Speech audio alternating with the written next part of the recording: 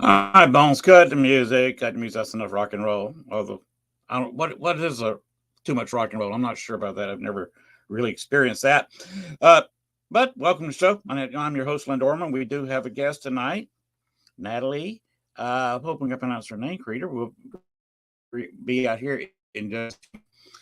Uh, Sorry about the show last week. I just did a quickie. I put some videos together of a couple of investigations that's not been seen before.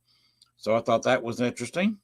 I do have a guest next week. I am looking for guests after that in April. In fact, all of April to me is open. April and May. So I'll be looking for guests in Southern Fried Paranormal. So if you want to promote yourself, promote paranormal in general, promote a group, uh, give me a contact. The best way to contact me is through Facebook via Messenger. That is the easiest way to do it. I'm usually on the computer. Sometimes I'm not. Like tonight, somebody tried to contact me. Guess where I was? In the kitchen, right where my wife wants me to be. Hey, we had corned beef, cream corn, and English peas. So, and we had some St. Patrick's Day cookies that were left over for dessert. So, belly's full, and I'm ready to talk the paranormal. By the way, the biggest thing in the paranormal today is the mess with Ghost Adventures and all those Zach Bagans associated shows. And I have no comment. People say that Zach's in trouble. I'm not sure how he's in trouble. What laws did he break? He did an entertainment show. And that's the way I always took it. It was an entertainment show. Being an experienced ghost hunter, a lot of the stuff you knew was exaggerated. Nobody acts like that on a ghost hunt. I would run you off. You start saying dude every time a ghost speaks to you or there's a little noise in the dark. I'd run you out. But that's just not the way I do things. But on entertainment shows, you have to scare the people. You have to entertain the people. That's entertainment. That's Hollywood. And that's why I don't investigate like those shows. I don't know anybody who does. In fact, most of the shows. Oh, well. Back to the show. Let's go ahead and get things started. Bone, go ahead and play it.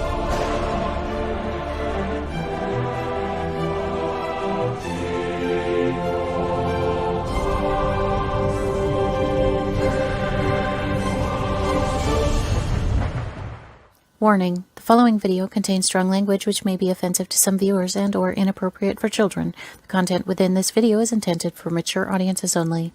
Southern Fried Paranormal with Len Dorman featuring Bones.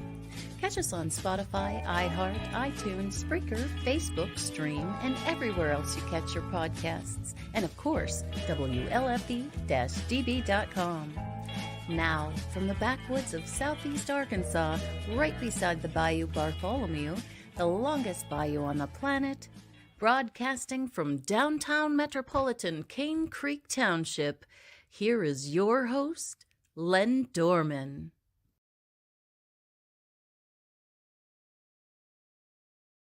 Good evening, everyone, again. Here's the main part of our show. Again, I'm your host, Len Dorman. Bring our guest out in a couple of secs. As the intro said, I'm down here in southeast Arkansas, for those of you who've never seen the show before. And the internet is kind of spotty.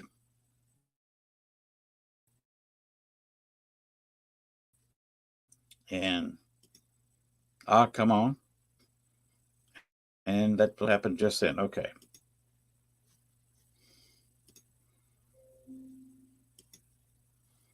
Okay. We'll figure this out in a second. I keep getting the wrong thing. Okay. Whatever. Let's bring our guest out while that's working. Technology. You love it till it doesn't work. You hate it until it does. All right. Here is our guest for tonight.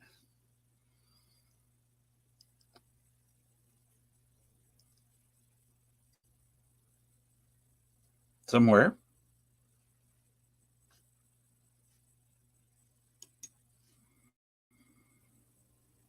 I am. Hmm. Here we go. You are. I hope I didn't butcher your name too bad. Was I No, close? you were close. It's Kreider, but the Kreiders are pretty common pronunciation for it.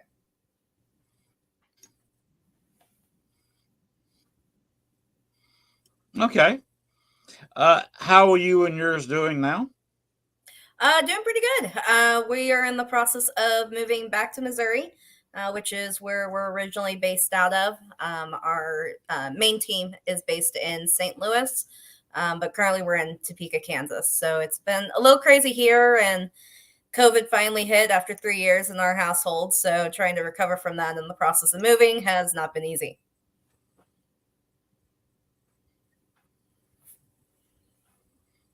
I understand. Having moved from Georgia to Chicago in 2001, and then December 1st, 2016, moving from Chicago down here into the backwoods of Arkansas, I understand perfectly. Absolutely.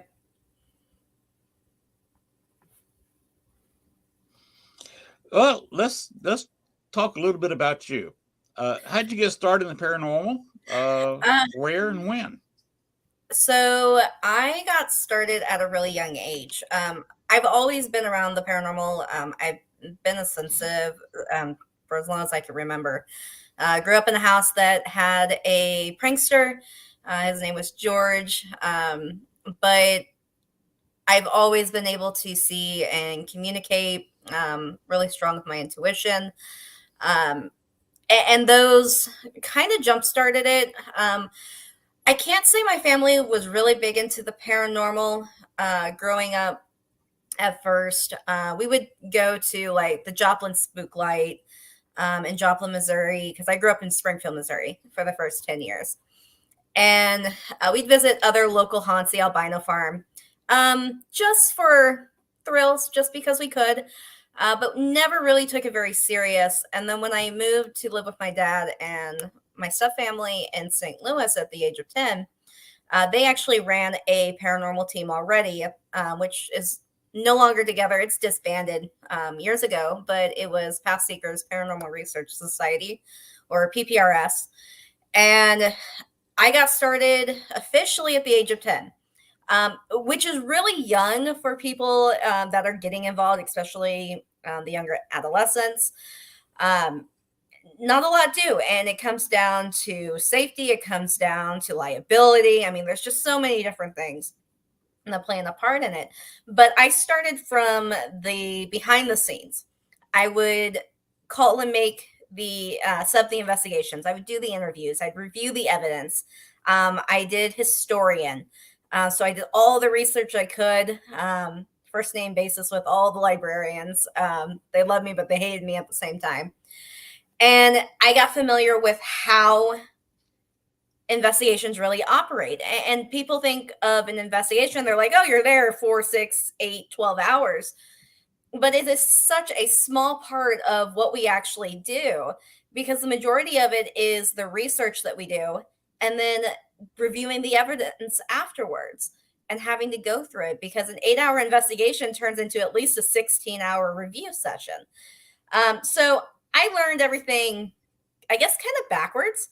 Um, and I would go on the unofficial investigations, um, things like that. But when it came to our private residences, those I couldn't do until I was a little bit older. But it really gave me the experience, the knowledge, and the perspective.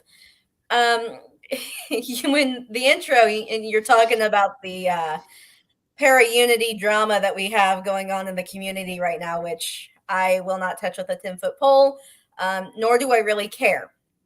Because you're right, when it comes down to it being Hollywood, TV and reality are two very different things. Half the time, we sit in a room talking to ourselves and nothing happens. And people see these clips, a 45-minute segment on TV, and there's action. What they don't understand is that those investigations are over days, weeks, potentially months at this location. They're just wearing the same clothes, which has always been weird. But when you put it together, you're not getting activity like that. or at least not normally. You don't. So they pull out the good moments, the exciting moments, the exaggeration moments, and for me, I like to sit there and laugh at them. But I was just like with everyone else. Those are what I used to watch, and that was kind of the initial introduction. Ghost Adventures was one of them. I cannot say that I'm necessarily a fan um, whatsoever, but I've also had the opportunity to work with some really awesome people in the paranormal field that are credible, that are not dramatized. They're not about making money, because the reality is this job doesn't pay unless you've got a TV show. And then I still don't think it pays that great for everything that you have to go through. So I got my start that way. And then as I got older, I gained more experience. The family team that we had disbanded. And then I broke out on my own. And that is how we ended up with Darkly Obscured Paranormal Investigations. And we've been around for a while, 2014, 2015. So it's been a little bit, but I've been doing it since I was 10. And for me, I just turned 29. So when people see my age and they meet me, the first thing that comes to mind is that I don't have the experience, that I don't have the knowledge or the hands on that I do. And it's not something that I flaunt or I boast about when I'm talking to people. It's one of those things that you'll ask me a question, but when I answer it, you're going to get, you know, 2 essays and a journal entry and whatever else. But I have the facts to back it up. I have the resources to back it up, which is why this past year I got a really awesome opportunity, in my opinion. I'm also an investigator for the Warren Legacy Foundation for Paranormal Research, which, if anybody's familiar with the Warren's name, Ed and Lorraine Warren, very predominant cattail in the paranormal field. And Lorraine and their grandson, Chris McKinnell, started the foundation in 2014. Of course, they've since passed away, but Chris is still running things. And I was invited to be a part of it. So I now am part of their Midwest division, which is wonderful because I've been able to meet some really awesome people. And the fact that we focus on helping people, that was what drew me, because a lot of teams, when you do an investigation, especially private residence, you run into one very big thing: mental health. And mental health in the paranormal has been such a taboo topic. And it's something that is starting to be discussed more and more. And it's something that I really like to promote, because when you go in and they're on medications that can cause hallucinations, blood thinners, things of those nature. And then you're dealing with trauma, you're dealing with drug addictions, things like that. Those can all affect what we consider to be the paranormal. And it also affects their perception of what they believe is the paranormal. And you have to take those into consideration. But a lot of teams, they're there for the paranormal, and they're there to capture and document. And a lot of teams are there to help cleanse the home. But what do you do when it's not paranormal? What do you do when it's mental health? You just go, sorry, I can't help you. Good luck. You can't do that. So we have the resources where we work with psychiatrists and other medical professionals to help get them the assistance that they need. They don't get dropped. They get the help. And obviously, I mean, we can't do it all. It does take the client making the effort and wanting to get better as well. But we don't just drop them on the doorstep. We make sure that they have everything that they need to be able to get better. And we follow up on those cases. But there is a lot that goes into it just on the initial intake. But the fact that we have those resources and that we're working with other people and other professions, and we're bringing to light the taboo topics that nobody wants to discuss or think about, I think is really pivotal in what we do. Because if we're there to help the clients and we're there to help them find peace and comfort in their homes, and maybe helping them with the loss of a loved one, Those are all things that come into play when we do our investigations. It's not all about orbs and, things levitating or flying across the room, or heaven forbid, the terrible word of possession that somebody likes to have constantly. It's just one of those things that the reality is not what you see on TV. And when you go on an investigation with a team, if you're there for the thrills, you're in the wrong place. Go to a haunted attraction instead. But when you see a lot of these teams now that are up and coming, they're part of the younger generations, and they're wanting to jump into private residence investigations.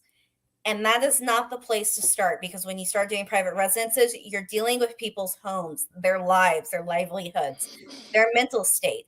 And you can't just go in there and go, oh, you've got a demon in your basement and it's intent on ripping you to shreds, or something exaggerated like that. You can't do that and then go, sorry, I can't help you, goodbye, and then leave them with nothing. You just can't.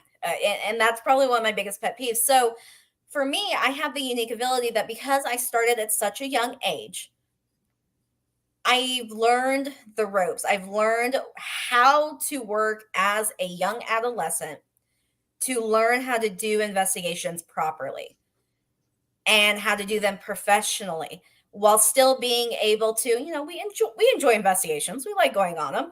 They're fun. And until you fall in the hole or something, then maybe it's not so fun. But I'm able to take the opportunity to teach the next generation, because the reality is we can sit here and we can criticize them, and we can look down on them for not doing things right, but they need to be taught how things should be done, because at some point we're not going to be the hunters, we're going to be the hunted, and they're the ones that are going to be taken over for us. So I'd much rather they be taught how to properly do an investigation than to not. Because unfortunately, the paranormal has gotten a really bad rep. And when you've got drama like what's going on right now with Baggins, it's one of those situations that give us bad light. And we're already fighting an uphill battle scientifically.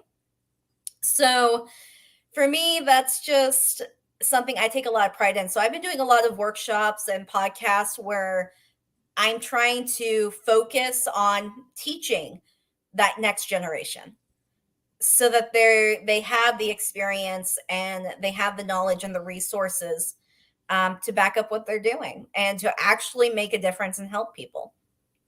So kind of tying that back in, when I started up my team, it's always been a very small team, but we've been able to help a lot of people. We like to travel to well-known haunted locations as well. We enjoy those just as much as everybody else, but our main focus is with private residences. And for us, we don't charge. We never have. And that's the one thing I also love about the foundation with the Warrens. They don't either. None of their services are charged. You're not, if you call someone and say, hey, I need you to come cleanse my house, and they're like, you need to wire me $1,000 and then pay for my food and lodging. They're paranormal predators is what we consider them. And they're after it for the money. And those are the people. And people need to, when they're looking for help and they have questions, they need to do the research on those people. Ask for references, ask for their resume, learn who it is that you're having come into your home, because that's extremely important.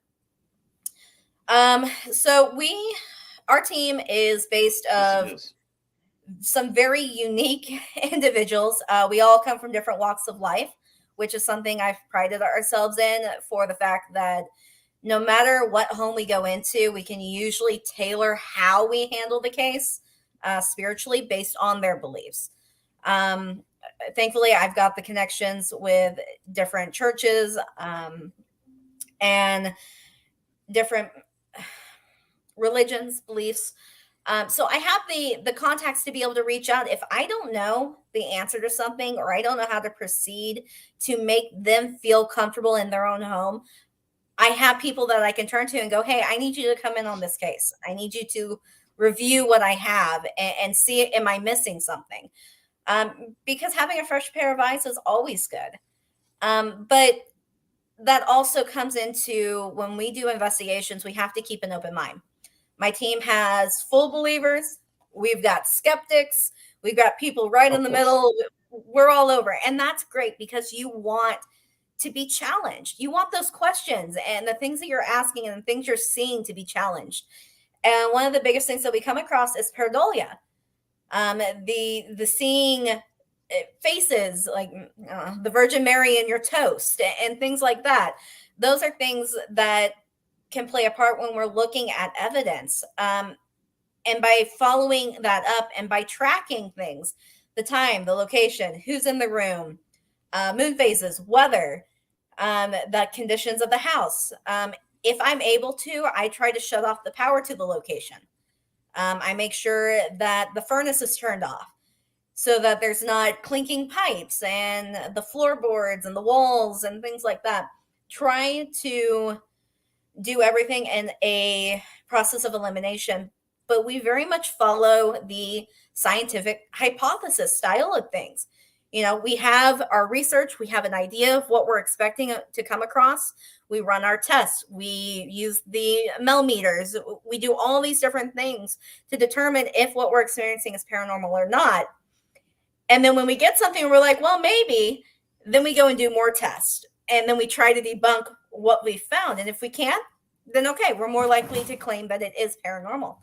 But it's a very long and grueling process. And then when you see these videos that people post, other teams, when they post their videos, you know, you get maybe 30, 45 minutes, an hour of a video, but that is a lot of editing and going through and putting together. And for me, it makes it really hard because technology that we have available to us in the paranormal field has come a long way from where it started. And there's a lot of A really long way. amazing equipment out there. I mean, there's a lot. It's expensive, but it's good. But we run into the issue now that the more digitalized that we get, the harder it is to verify its credibility. And we have Photoshop, we have all these things. We've got these editing softwares, audio softwares that you can go in, and if you're good, you can make it look very real to most people. So Hmm. it makes, without being there, without knowing the environment at the time that it happened and when that picture or video was taken, it makes proving or disproving very difficult. So when Yes, I it get does. asked to review other teams' material, I try to come from as open minded as I can with no bias. I like no history. If I'm listening to an audio, I don't like to hear it before I hear it live because the power of suggestion is so strong. And if somebody says, well, I think it says this, and I hear it, I, that is I, all my mind is going to hmm That's what everybody's going to hear. hear. Yep. I call it audio pareidolia. Yep. Very much so. And let's see. Now we have our St. Louis team that's still there. Last year when we moved out here to Topeka, we started a Topeka branch of Darkly Obscured. Out here, I have members that are experienced, but I've really focused on bringing in the next generation, those that don't have the experience, those that are just getting involved, those that still have a lot of questions, because I can sit there and I can work with them. I can take them on investigations. I can take them to the locations that I've been to, that I'm familiar with, and be able to show them the ropes without the fear of ridicule. That they don't feel like they have to exaggerate or show off for impression because that's not what I'm looking for. I'm looking for authenticity. And to be able to help these means that I'm contributing in a even bigger way to the paranormal field by making sure that we have credible investigators out there.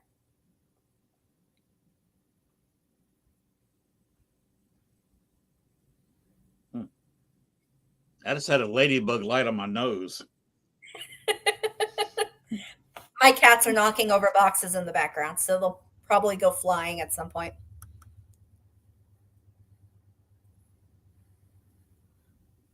But we do a lot of Well, if your fur baby wants some, if your fur baby wants some camera time, go ahead.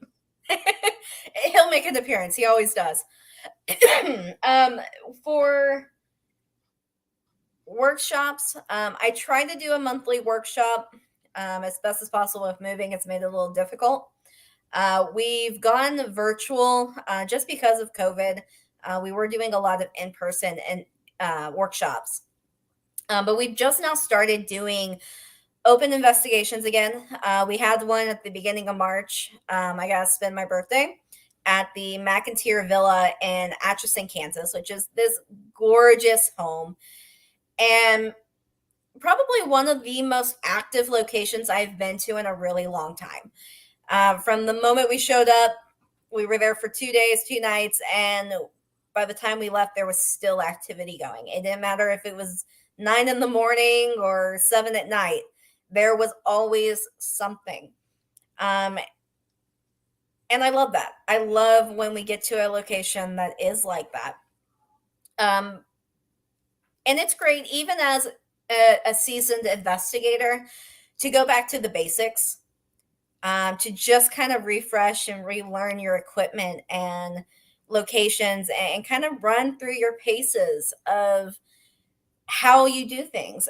And it really, especially when you're teaching other people, it really makes you step back and reassess how you do things. Because what makes sense in your head doesn't always make sense when you're saying it to someone. So then I find myself doing a lot of demonstrations in the process. So that's been one of those things. But we do those. We've got an upcoming investigation the first weekend of June. It's going to be at the Vallis Mines Lost History Museum in Vallis Mines, Missouri. It's about a little over an hour south of St. Louis. And let's see. I'm trying to think which county that is. I think it's Washington County, maybe. But we're going to be going there. This location I hold near and dear to my heart. I have been investigating it since I got involved. I've been out there numerous times. We've done so many events. Every year they hold Ghost Roundup, which is just a paranormal event that they hold down there. It's an old mining town.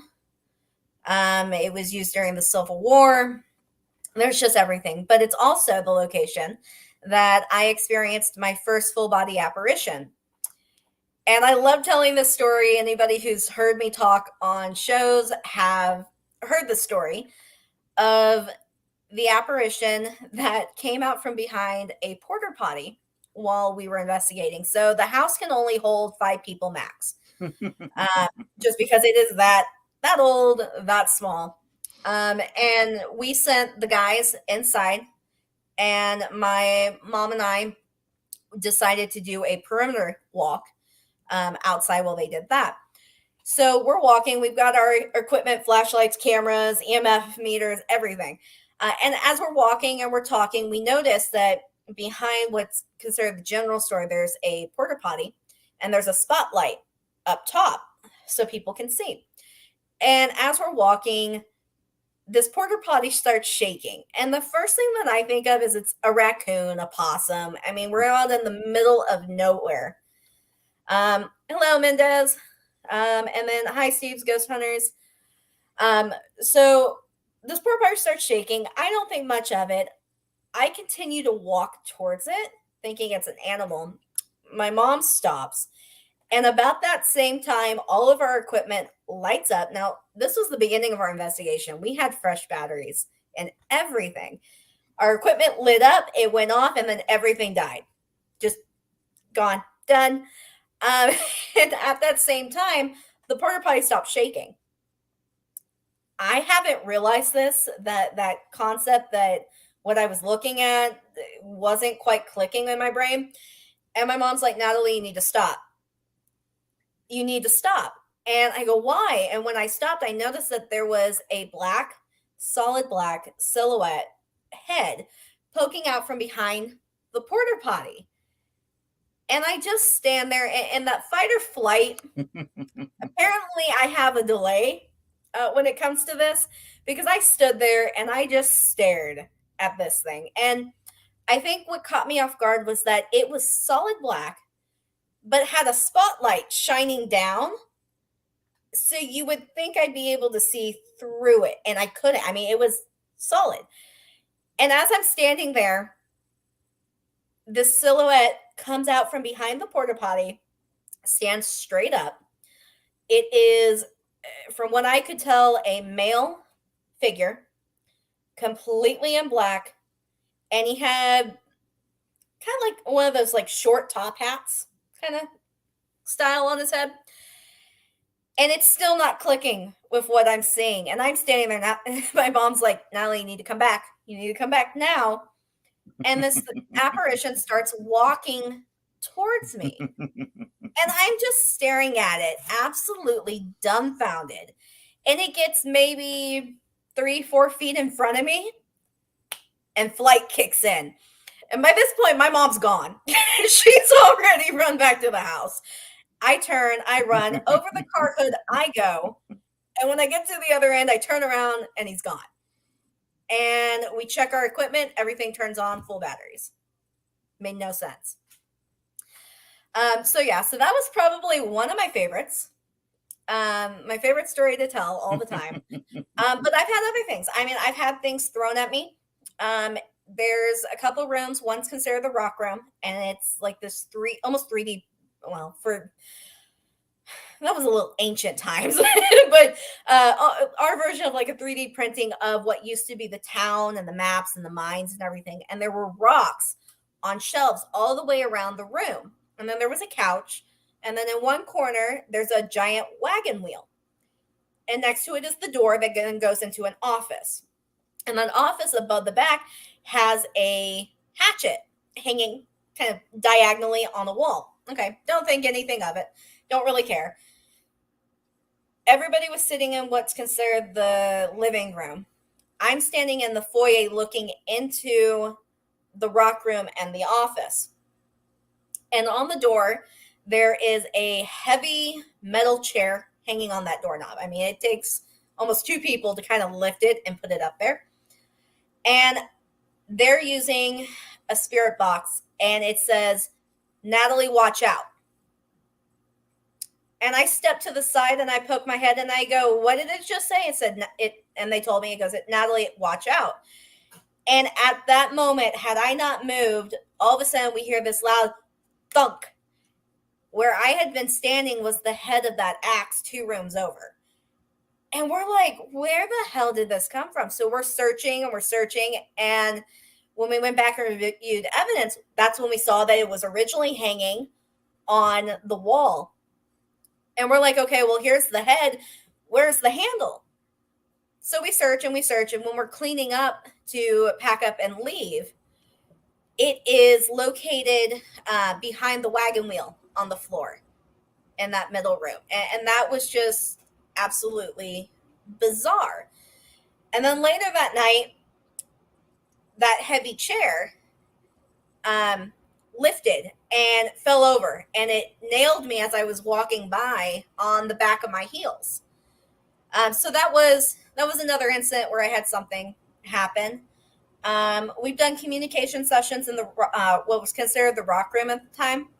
And while we were doing that, you could hear these rocks, and they're pretty good size, heavy rocks, being slid or thrown, and they were pelting us on the back of our legs. And when we left that night, we had bruises all up and down the back of our legs because of these rocks. So those are just some of the experiences that I've had at this location.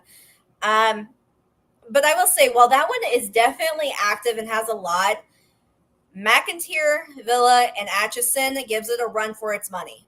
Not in the physical aspect per se, but just in the amount of activity that happens while you're there and that you're experiencing that is clearly not caused by someone living that's there.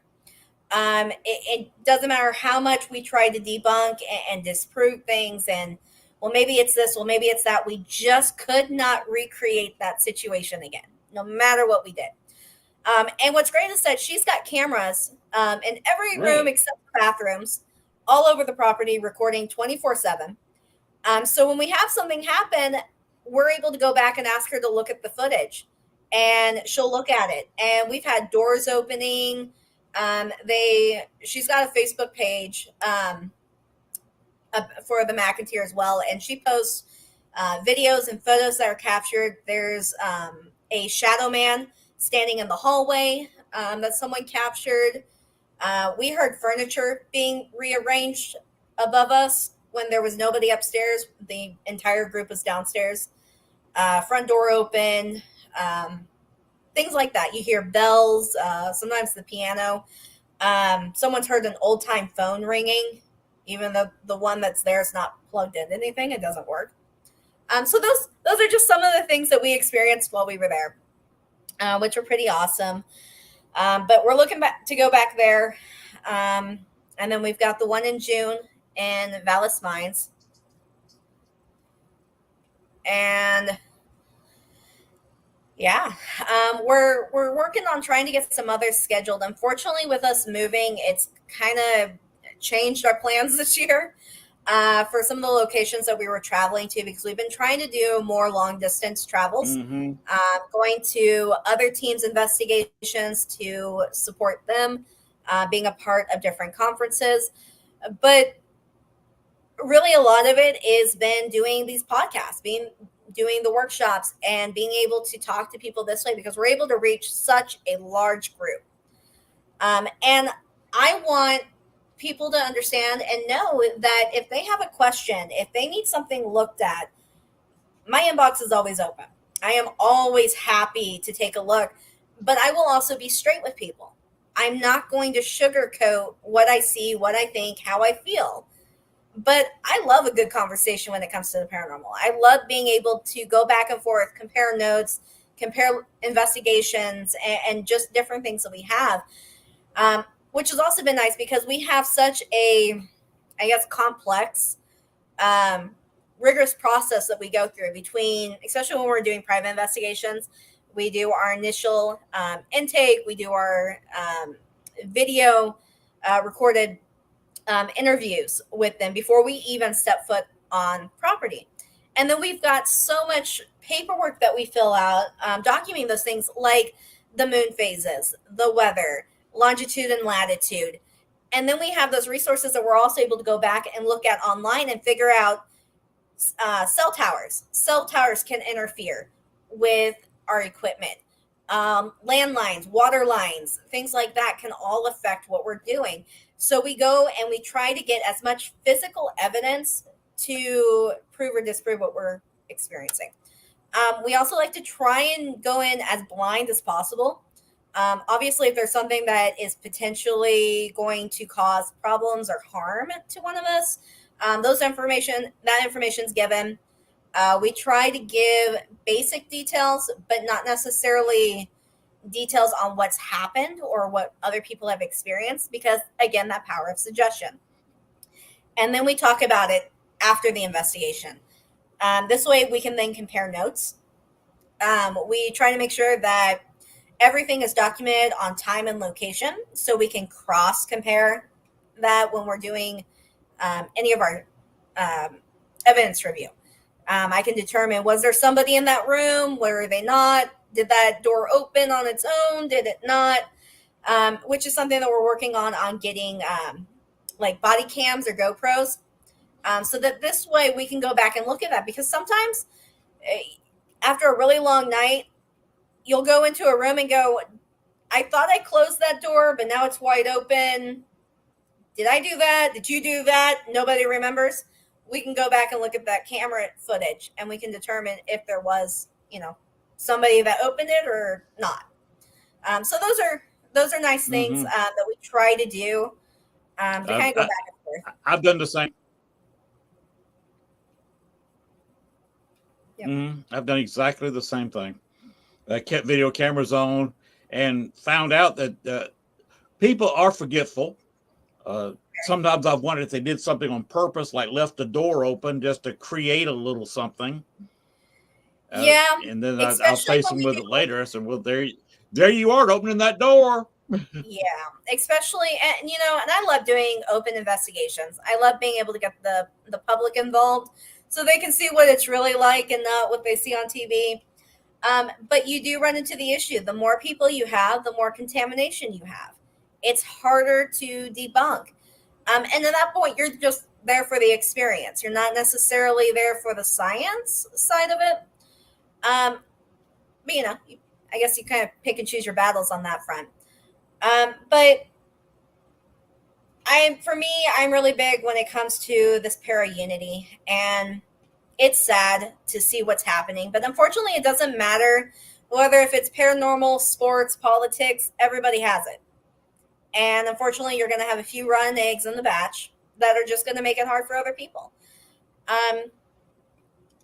And I don't necessarily care so much about what they're doing. The issue I have is when they're affecting real people, their lives, their livelihoods, going into their homes, and causing more damage than good. And that's where I have the problem.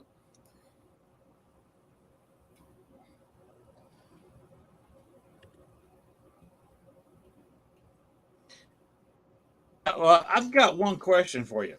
Since you are Yeah. going back to St. Louis, have you ever heard of the location, uh, the original mineral springs, not the one that's popular, but another one in Oakville, Illinois, about 40 miles east of St. Louis?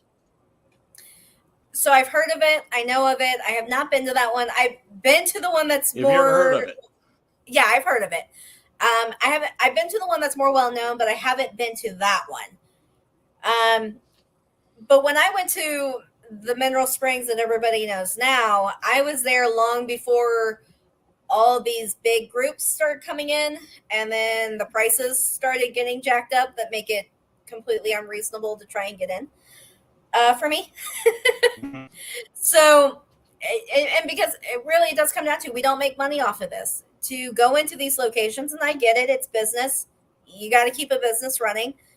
So you charge. But when it comes out of our own pockets, it makes it really difficult to pay some of these prices. It's just not worth it at that point. Yes, But yeah, no, I've done Mineral Springs, just but I not haven't worth it. done the original. In Oakville, you, the original mineral springs in Oakville, they'll what they'll do, they'll give you a tour. They may, if you talk to them nicely and catch them off season, you can make arrangements for them. They'll probably let you ghost hunt in some areas that there's nobody in. Basically for the hotel rooms, it's an older building. It's not a 5-star hotel by any means or any stretch. You're staying in an older building. It's even got the older kind of locks on the doors. But it may be worth your while. I'm not going to tell you any more than that and spoil it for you. Fair. But I'll have to look into it. you've got uh, it's haunted. Let's just put it that way. Absolutely, yeah. And those So are you might things want to that look into that because I love that's an going to. event you.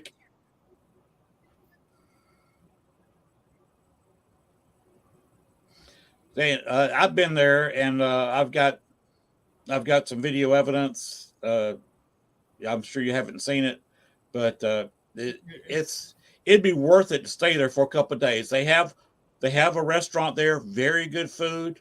They even have it's the only bar in Oakville. You can go down there. Sometimes they have live entertainment. If you catch them off season, you're just in a jukebox club, I guess. But that closes down about 1 or 2 o'clock in the morning. After that, the place is quiet as a mouse, and they'll usually let you investigate certain areas that there is known spirit activity. Gotcha. Okay. Yeah, And that'll be something you're not I'll look disturbing into. any of the guests. Not the living ones.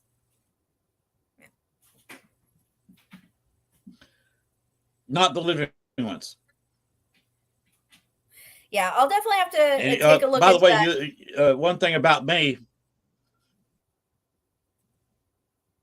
Mhm. uh, fight or flight, got disconnected. Uh, if I see a ghost, I walk toward it. In fact, somebody says ghost, I will come running as fast as I can run. I'll be 67 later this year, and got two. So fight is a choice of getting my butt whipped, or trying to slowly stroll away. Hmm. Yeah.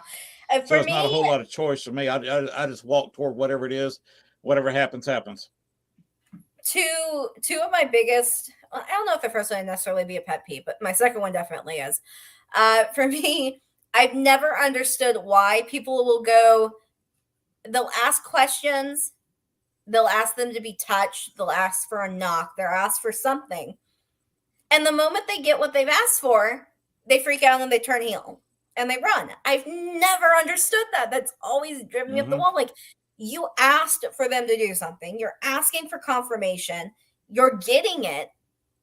Now document it. Don't run. I mean, unless your life is in danger, then you can run. But other than that, like, that's the whole point, is to be there to understand it and to record it, not to run away from it. My biggest pet peeve of all times is whispering. Because so help me, if we're doing an investigation and I spend 30, 35 minutes going through an audio recording, trying to figure out what I'm hearing, and it turns out that you've either passed gas, or you said that you needed to pee, I'm not going to be happy because that is a lot of time, a lot of energy, a lot of resources to have to go through. Talk normal. And I'm not real sure why we do it. It's habit, I guess, because we're trying to listen, we're trying to see if we hear or see anything, so we try to speak quietly. Um, but that drives me up the wall. Like, I want you to talk in your normal voice. I want you to announce when you're entering a room and when you're leaving a room. If you can timestamp it, do it. Because this way, this is going to help when I go back and I listen. I know if there's somebody in the room or if there's not. And then I'm not spending 20 minutes finding out you had to pee. It just, yeah.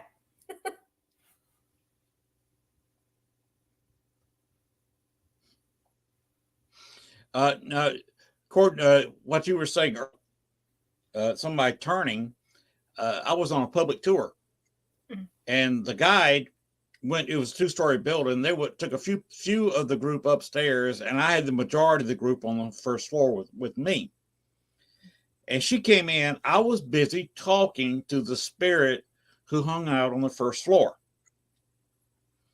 and she addressed him by name and said, I haven't heard your voice in a very long time. It's nice to hear you." And he made some snide comment, only half heard. She said, "Don't you like me anymore?" I said, "You don't like her?" I called her by name. I'm not going to use her names here. Uh, Yeah. I said, "Don't you like her?" And the spirit came in. She talks too much. We had a Which location. verified that there's a spirit there. She said, "Well, I'm leaving." Yeah, we had a location and we would all take turns, asking questions and whatever. But every single time, one in particular investigator that I have would ask a question, it kept calling him idiot, shut up, idiot, idiot, idiot. And it was only when he would ask a question. Only when he would ask a question. He's like, what did I do?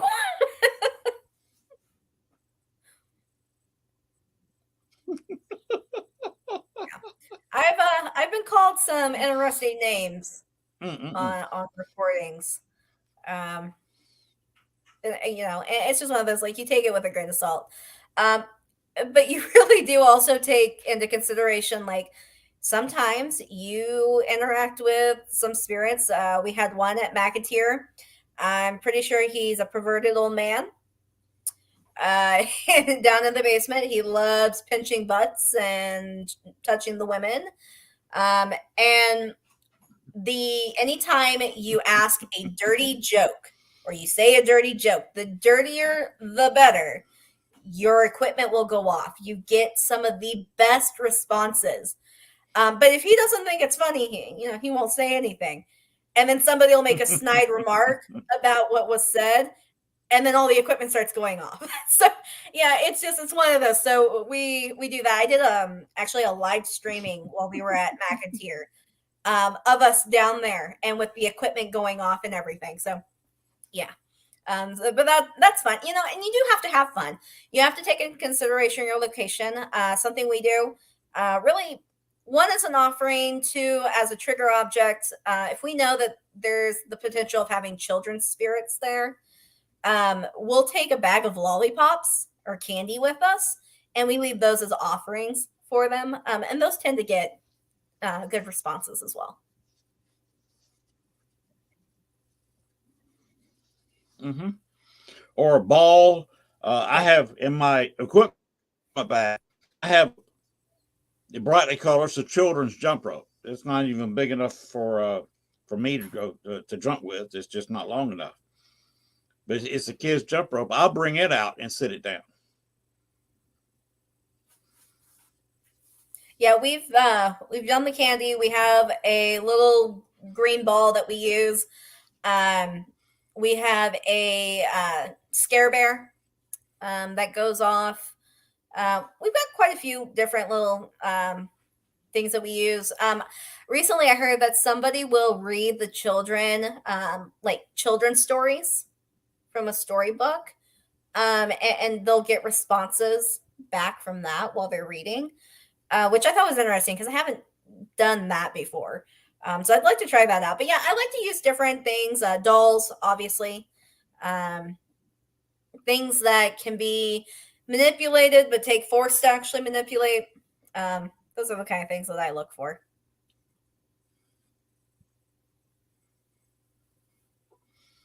My wife is actually a trigger for children. She will not go anywhere near a location if she finds out there's children there. We were at one location. We did not realize that the host, and I'm talking about the spirit host of the house, a previous owner, appears in different rooms at different ages. One room she appears as an older woman just before she died.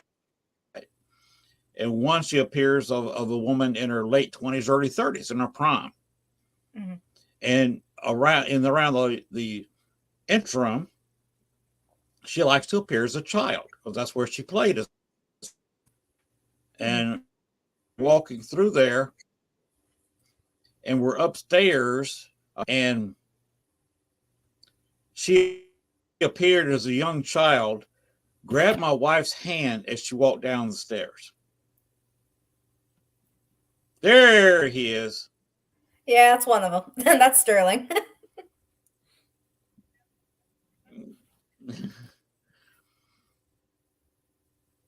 Yeah, I'm telling a ghost story, and the cat's up on the counter behind you. Yeah. Yeah, that's usually how it goes. They like the camera. They like the people. They like to show off. So they usually tend to make a cameo at some point in the videos. But yeah, we've had quite a few. We did an investigation at Hotel Josephine in Holton, Missouri, or Kansas. Sorry, Holton, Kansas. And that was an interesting investigation because we got the location to ourselves. It was just me and my other half investigating. The place was entirely empty. Unfortunately, it was the coldest night of the year so far, and their heater went out, which was quite miserable, to be honest. But what was interesting was it was close to Halloween. It was in October, and the local news station had reached out, KSNT 27, and they're like, "Hey, we want to do a special. We would like to come out and do an investigation. Just follow you around and be on the morning news." And they're like, "We'll get there at like 3:30, 4 o'clock in the morning. So if you just want to meet us there, we'll be there." So we ended up spending the night, and then we were already there when they showed up. But one of the areas that they have is downstairs in the basement, and it's considered like a doll room almost. They've got different dolls set up and chairs. But it kept saying, we asked, would you like to play a game? And it would say yes. And we were like, well, do you want to play with so and so or so and so and so and so? And it would go like, I want to play a game. And then it would call out one of the individuals there by name. And it was just very adamant about this particular person and wanting, and the biggest thing, he was also the biggest skeptic. He's a meteorologist. He doesn't necessarily believe in the paranormal. And he left that night being a little bit more of a believer. But it was great because it said like they were talking, we were doing the news segment, and they're like KSNT news channel, and all of a sudden Spirit goes 27. So it called it right out, and it was calling by name. We were having quite a bit happen. But we have a few little short clip videos during that time of those questions being asked. I am a stickler when it comes to orbs versus dust or bugs. I don't like to claim everything as an orb.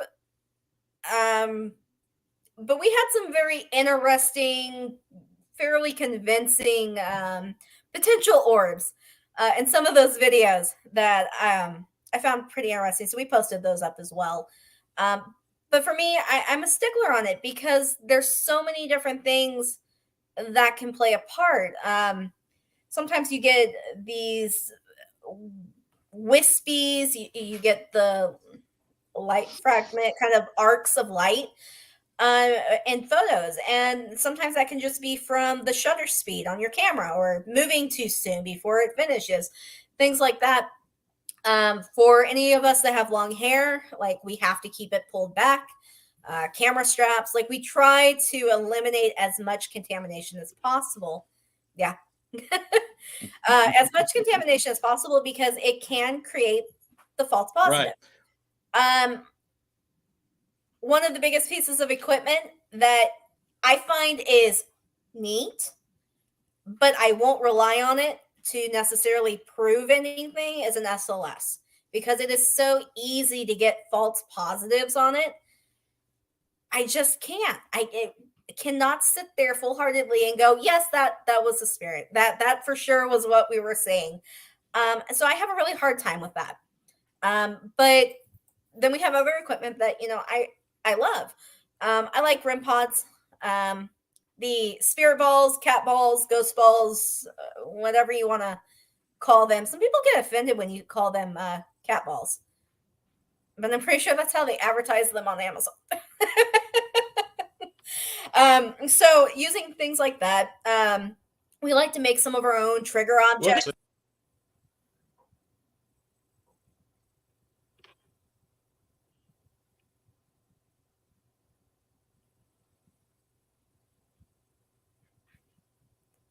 Did you have a question?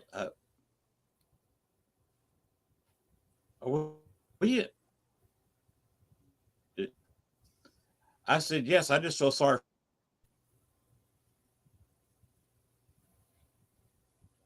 Yeah. You missed it again. I'm having a few internet issues. You were talking about cat's balls, and I said, all I do is feel sorry for the cat. So again, McIntyre. So there's a spirit of an older lady that passed away there. Her name's Goldie. And she was known to have cats and lots of them. So I was always curious, like, if we put some cat balls and cat toys down, I wonder if they would, because people hear meowing, which was something I did experience while I was there.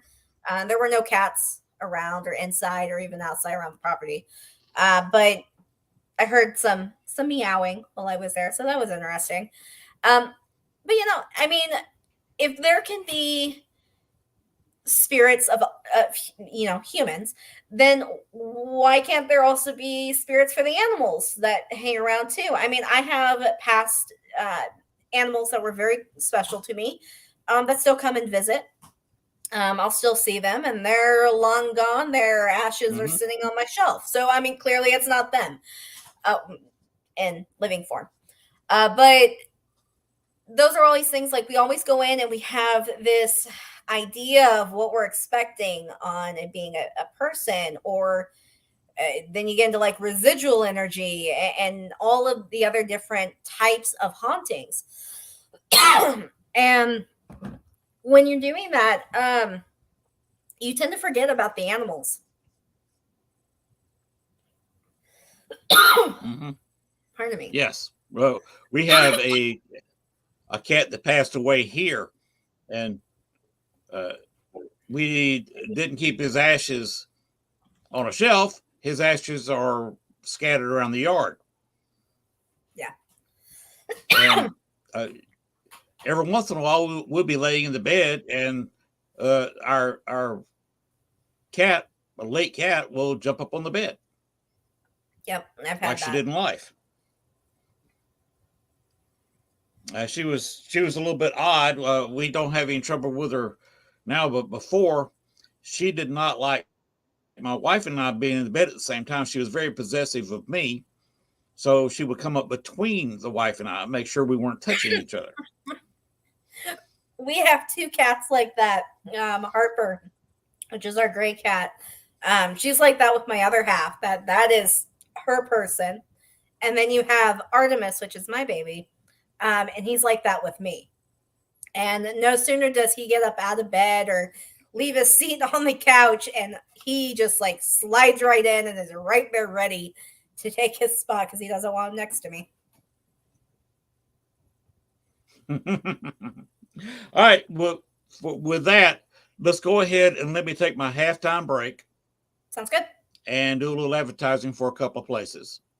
If you got any comments about anything I'm showing or talking about, feel free. So we're going to start with the halftime advertising, and we're going to go with this right here to start with.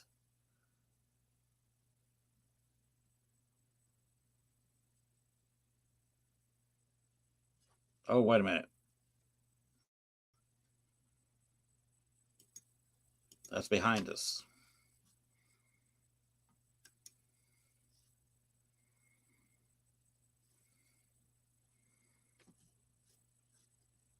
Will it show?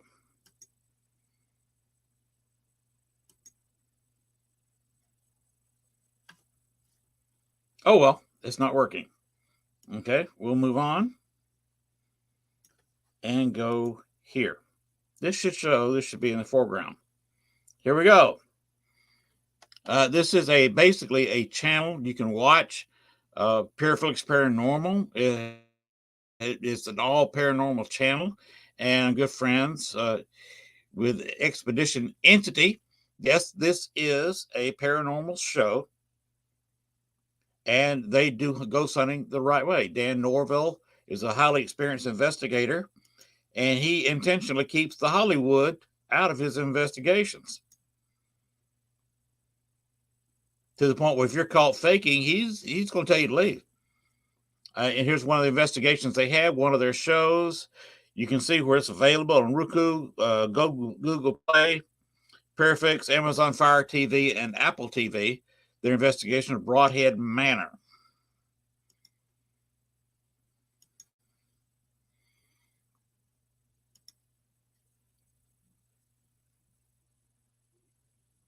Okay, come on.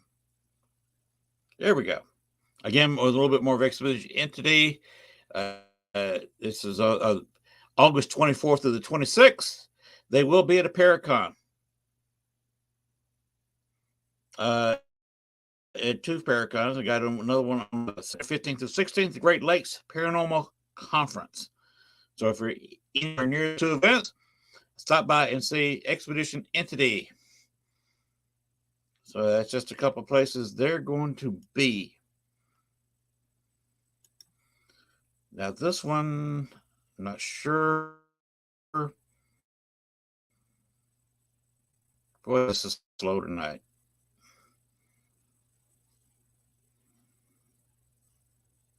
There it is. This is again the Spirits in the Spring.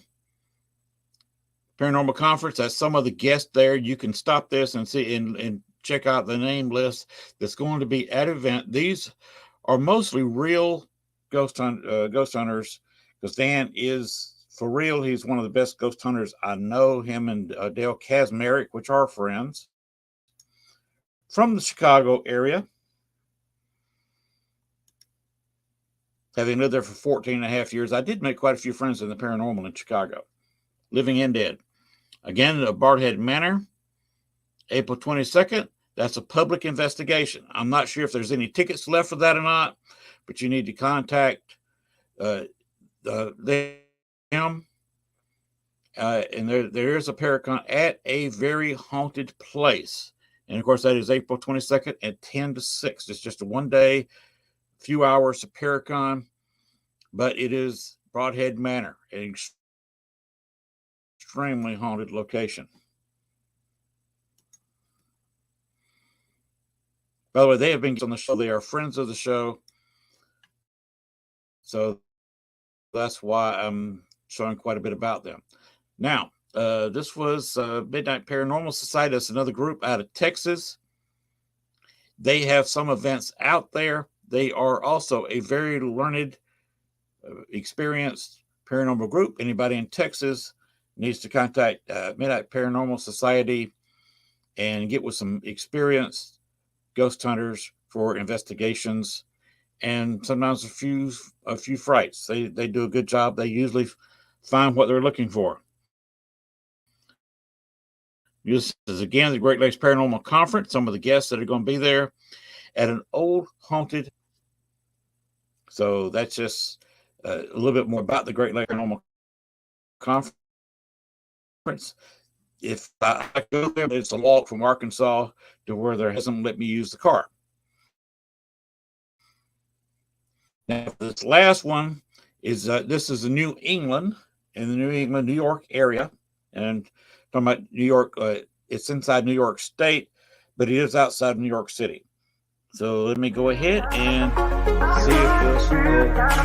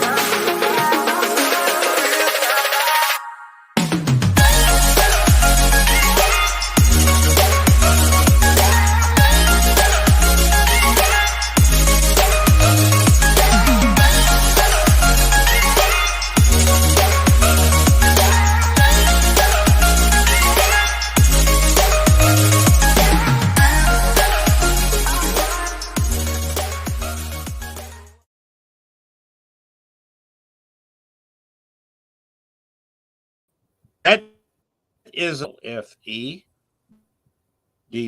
radio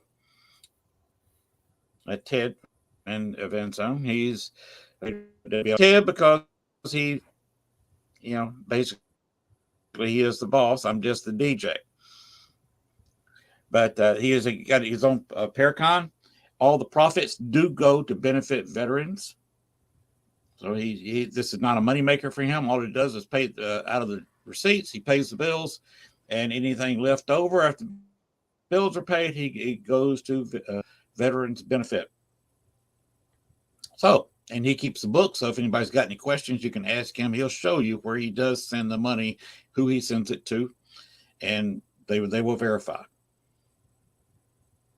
So I trust Ted with this. He's got some sponsors now, and of course that's where the majority of your money income comes in a Paracon anyway, your sponsors and vendor tables. He's looking for vendors. And if you're in the New York area, New England area, that would be a very good event to go to. Cindy, Psychic Cindy, she had been a guest on this show before, and she has had a show in this network in the past before I got here. She's a very funny person, and it'd be a lot of fun to go to. I wish I could go to, but again, up there in New York State, it's a long walk from here in Southeast Arkansas, especially since I don't own a pair of shoes anymore. Got rid of them in Chicago.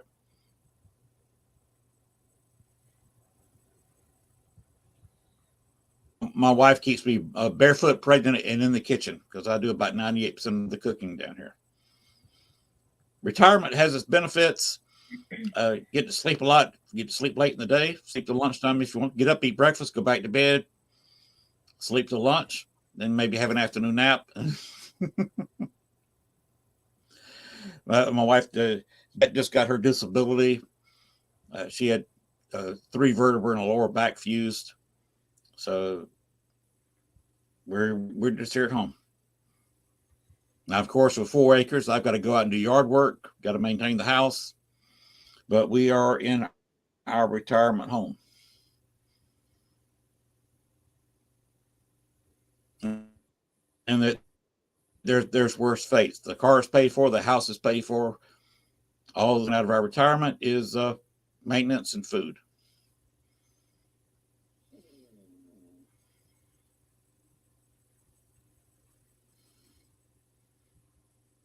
Are you frozen? Can you hear me?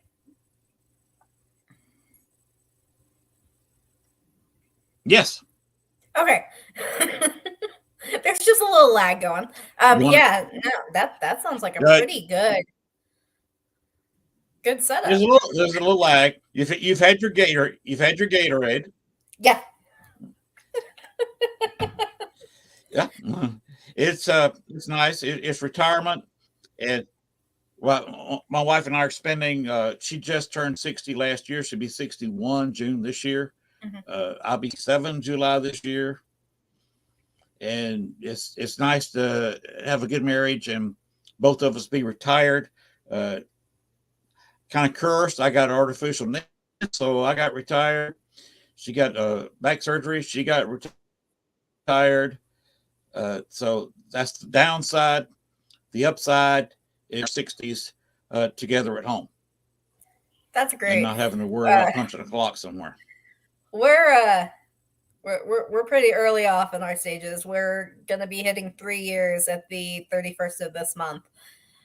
So we're still early in this track here, but we do a lot of traveling. We're a little bit of everywhere. We don't stay in one place very long, but usually it's family, work, just kind of wherever life takes us. But I know for me, I love to travel. I love going places. I love seeing new places, meeting new people. And that's one of the great things about what we do, because there's something to investigate, or there's somebody who needs help everywhere. I mean, there's so many people out there that do need our help in the paranormal. Unfortunately, they either don't feel like they are able to talk about it openly. They question whether what they're experiencing is actually paranormal, or maybe they're just going crazy. Or friends and family that they've confided in have told them that there's no such thing. You're losing it, just be medicated. Things like that. But I don't think people understand that there are resources for them, and there are people out there like us that are willing to listen with no judgment, completely biased on the situation. I don't care if it is the most absurd story I've ever heard. I want to hear about it. And then I will decide, and I will consult others in the medical field to decide, is this paranormal? Is this medical? Do I need to investigate it more? But you're not going to get left hanging. You're not going to get criticized for it. And I hear it every time we do an interview with a client for their intake. This is going to sound crazy. And I know I sound crazy, but this is what happened. This is what I experienced. And they're like, you probably think I'm absolutely nuts. And I'm like, no, I don't. I don't think you're crazy at all. I want to hear what you're experiencing. I want to hear what you're going through so that I can try and help you come up with a solution to take care of the situation so that you can have peace of mind. Because if a person, whether it's paranormal or not, doesn't feel safe in their own home, can't stay in their own home. We had a client, can't divulge a lot of details, but the activity would be so bad at night that he would walk the streets all night, and he wouldn't come home until the morning when things settled down. That's not okay. That's not okay for you to go and wander the streets at night because you don't feel safe in your own home. So it's cases like that that I really put a lot of focus and time into, because people should be comfortable. Your home is your safe haven. That's where you're supposed to be, able to be stress free. So yeah, for me, I guess that's why I also do what I do, because I want people to know that if you aren't sure about something, I want you to reach out. I want you to say something. And know that you have a safe place to discuss what you're going through. On the rare occasion, but still the same occasion, domestic abuse is another big part of something that we can at times see. When somebody is discussing about having bruises, or other type situations, other bodily effects, that they are potentially going through abuse, children as well. It is a very touchy topic. It's a very touchy situation. But with very few cases that I've had dealing with that, we have been able to provide resources for those individuals to be able to get help. That is why I don't turn people away. I do not turn you away and say, sorry, I can't help you. Because sometimes when people need help the most, it can be masked as paranormal.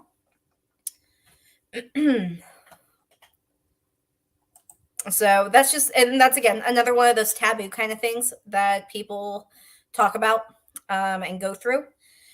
And they don't feel like they have a safe space to talk about it. So yeah, that's kind of as far as I'll go on that topic. I think I lost our host. Are you still there? Can you hear me?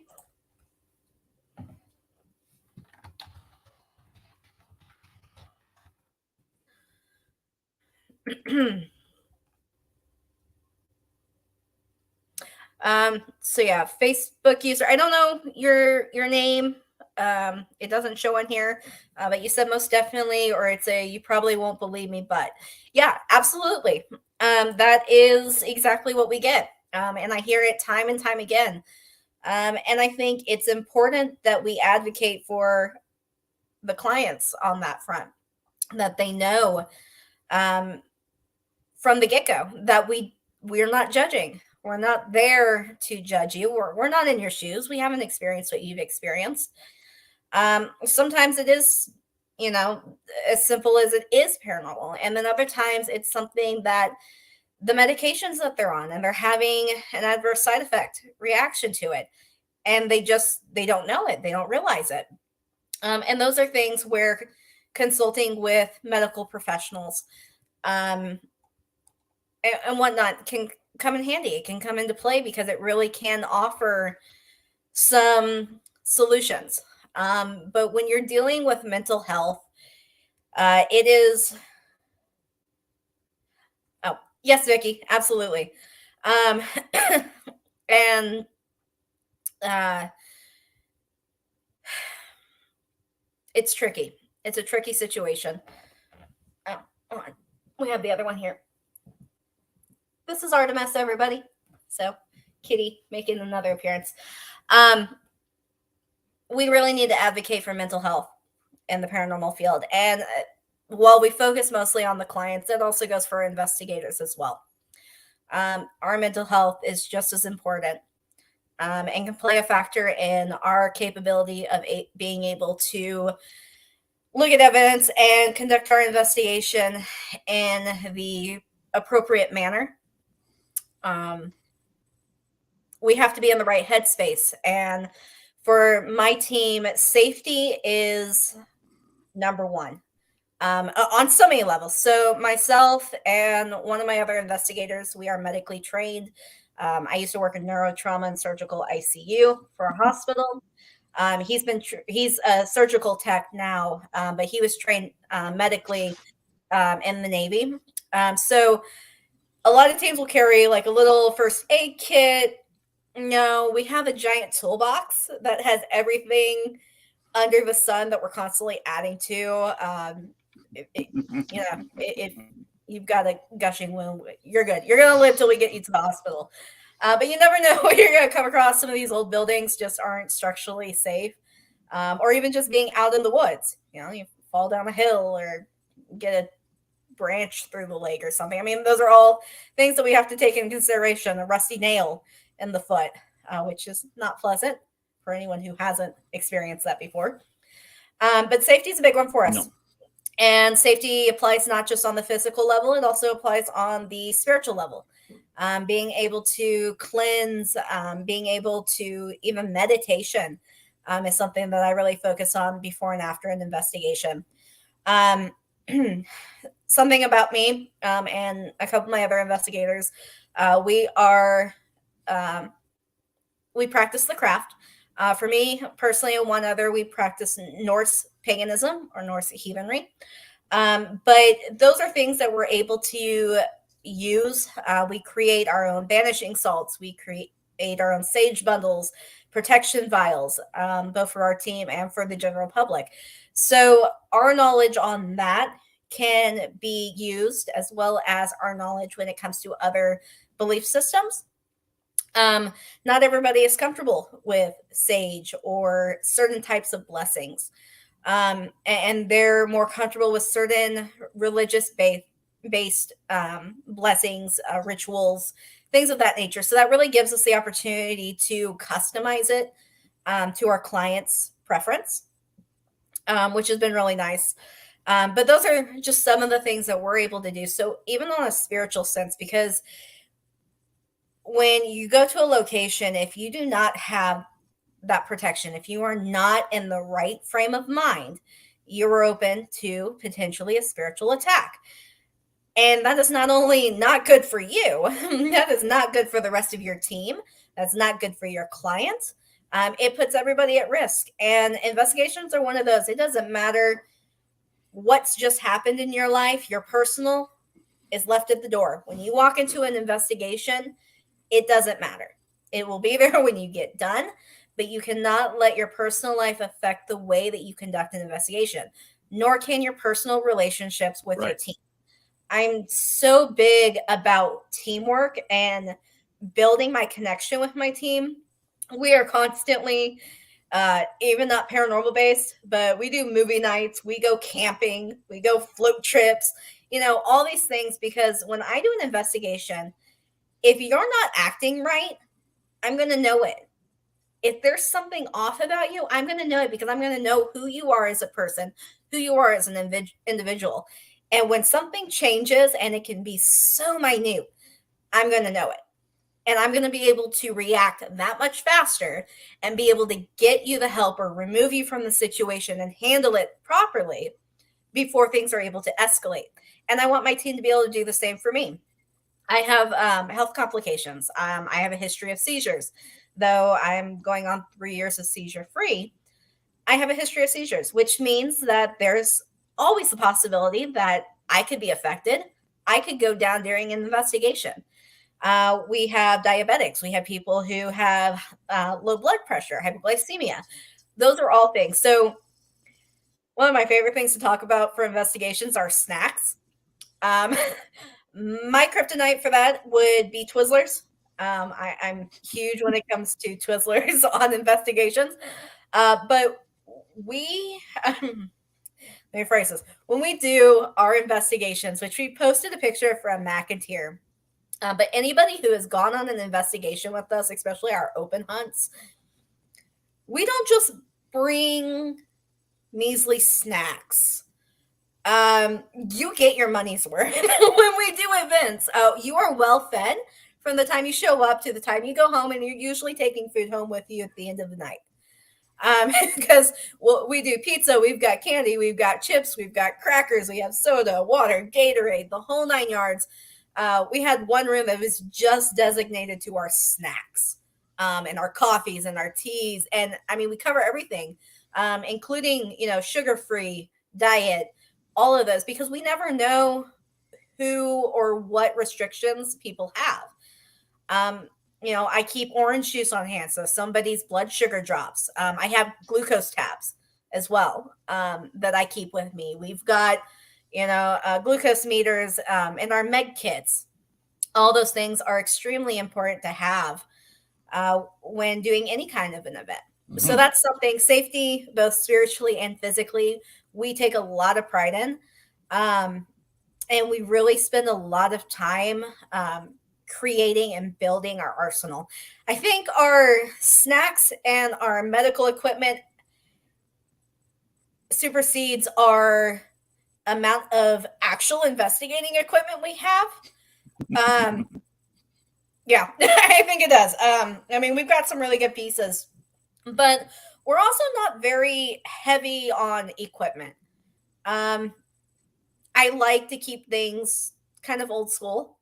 We use some more modern day technology too, absolutely. But I do like old fashioned. That's just kind of how I am. You've also got, when it comes to safety as well, especially on the spiritual side of things, when you start using divination tools that are not, what you do on your personal time is your choice, but for investigations, for us, Ouija boards are a no-go. Don't allow them. Not allowed to have them on investigations. Can't stop you when you're off site, just not when I'm there, and not in a client's home, of all things. We have stuff to do cleansings. We close doorways. We can do those kinds of things. Those are things that we have worked really hard to learn and to be able to try and master. For me, I like black tourmaline. When we do our cleansings, by the time I'm done, I have one at all four corners of the property to use for protection and help with banishing. Things like that. Those are the kind of things. So we also carry like this giant kind of flat jewelry box kind of thing. It's a little plastic case. It's got individuals. And each one's just full of different stones and crystals and whatnot. Yeah. We have our own little apothecary that we take with us all the time. It's great.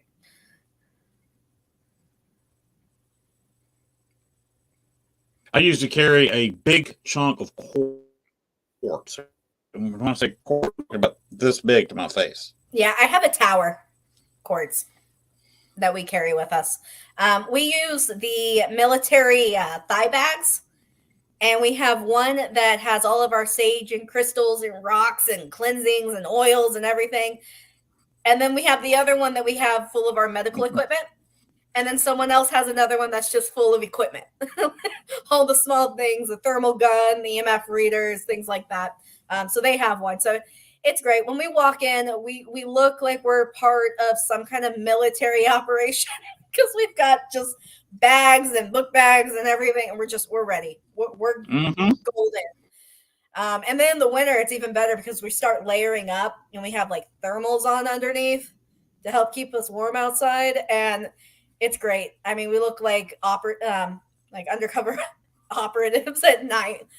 So yeah, that's fun. Mm-hmm.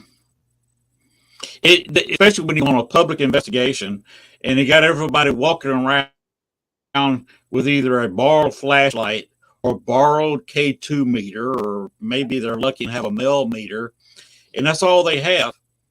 And I got a great big equipment bag. It's 4 feet by 15 inches across that I walked in for, plus 2 equipment cases. Yep. And that's what I'm doing, just on a picture. People look at me. Yeah, You we've know, got what are you doing? Moving in? That's what it looks we've got like. totes, the black totes with the yellow lids that are on wheels, and we come But rolling those I in. want It that takes room over like there. 5 or 6 trips. And especially if we have our DVR system with us, if for some miracle we actually have internet connection somewhere, and we're able to set that up. That's a tote of its own, and then we bring in the monitors, and we have to set all that up. And it's we've got those little white plastic organizers they sell at like Walmart and stuff. We have those, and each one has like batteries, cords, HDMI connectors, extra reels, or spools, if I can talk, for our DVR cameras so that they can stretch. I mean, it's just, we try not to bring all that. We really do, because that's a lot to pack and unpack. Um, and just to tow around, and especially when you have a lot of people, it's hard to keep track of things. And it's hard to, like, okay, who has this? Where did this go? They get left. Did someone take it? Because unfortunately, some things do grow feet and tend to walk away. So we try to keep tabs on those as best Yes. as we can. Yep. And I've been on. I don't have a team. I've got I call it CARC, Southeast Arkansas. Everything is CARC down here, but mine is a small. Yes, down at the Minimum Paranormal Society. I am one. I'm a team of one, because down here we're in the middle of the Bible Belt. I'm not even allowed to discuss paranormal in the library. If I wrote a book on the paranormal, I could not have, in the town I live just outside of, I could not go in there and do a speech on a book I'd written about the paranormal, because one of her, and he would pull the library sponsorship if I mentioned ghosts in there. It's just a taboo. And and that is something that does happen, I think, more often than people realize, especially in some smaller towns, definitely certain communities, that there is a bit of, it's hush hush. You have to know people who will talk to you in the privacy of their homes or only on the phone, very secret like. But it is because people just don't understand. They've grown up in a different belief system. They've grown up in a different time.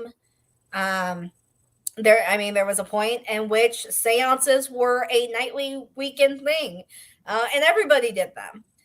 And then we go through kind of these ebbs and flows, these peaks and lows, where the paranormal is really hot. It's the topic. Everybody wants to talk about it. And then after umpteen years, and it just kind of dies off. And then nobody really talks about it. There's not a lot going on. And then it becomes a trend again. So we see this kind of going up and down over the years.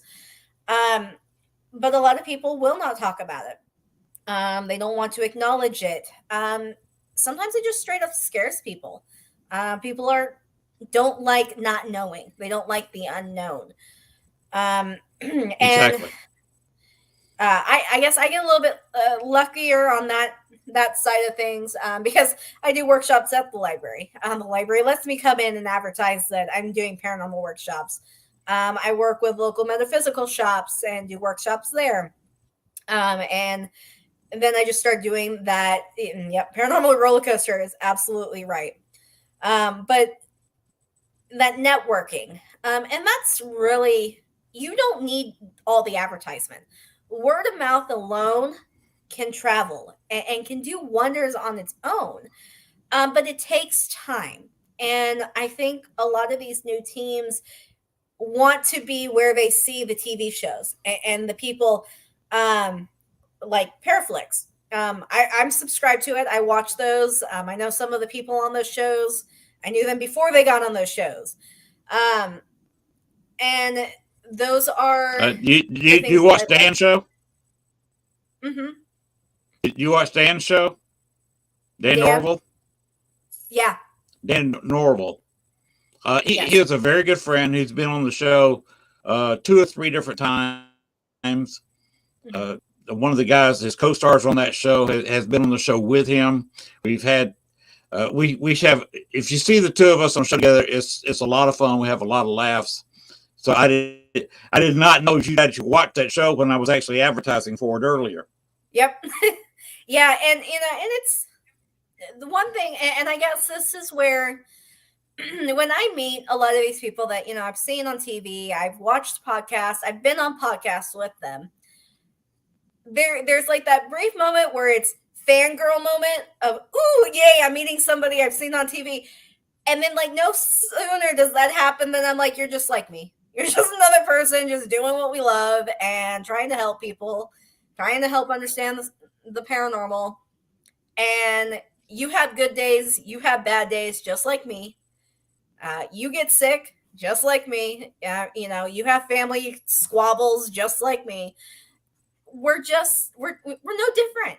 We're the same. So to sit there and put them like on this pedestal of like almost godly status, it doesn't. It's not like that for me. I'm just like, cool, great, give me a hug, bring it in, and then we'll talk about cats and we'll talk about food. I love food.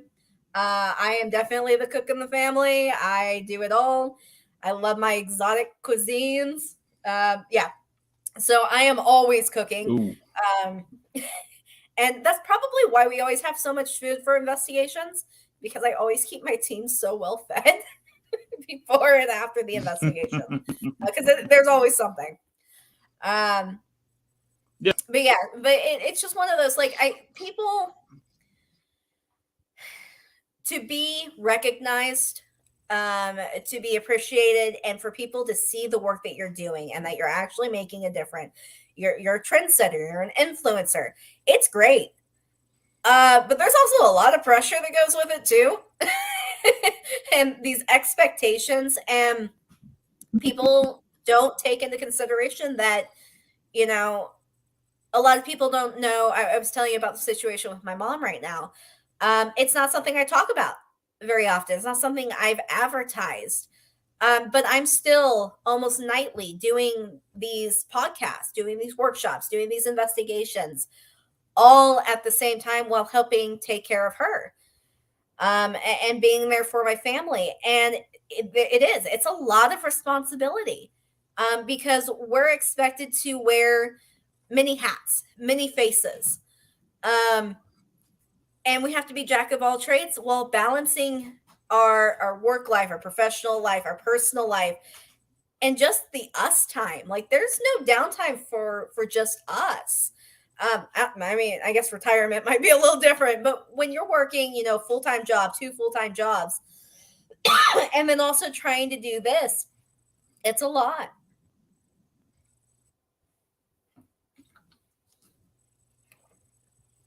Been there, done that, and trying to be in a group and keeping all that together, especially people who've never really done it before.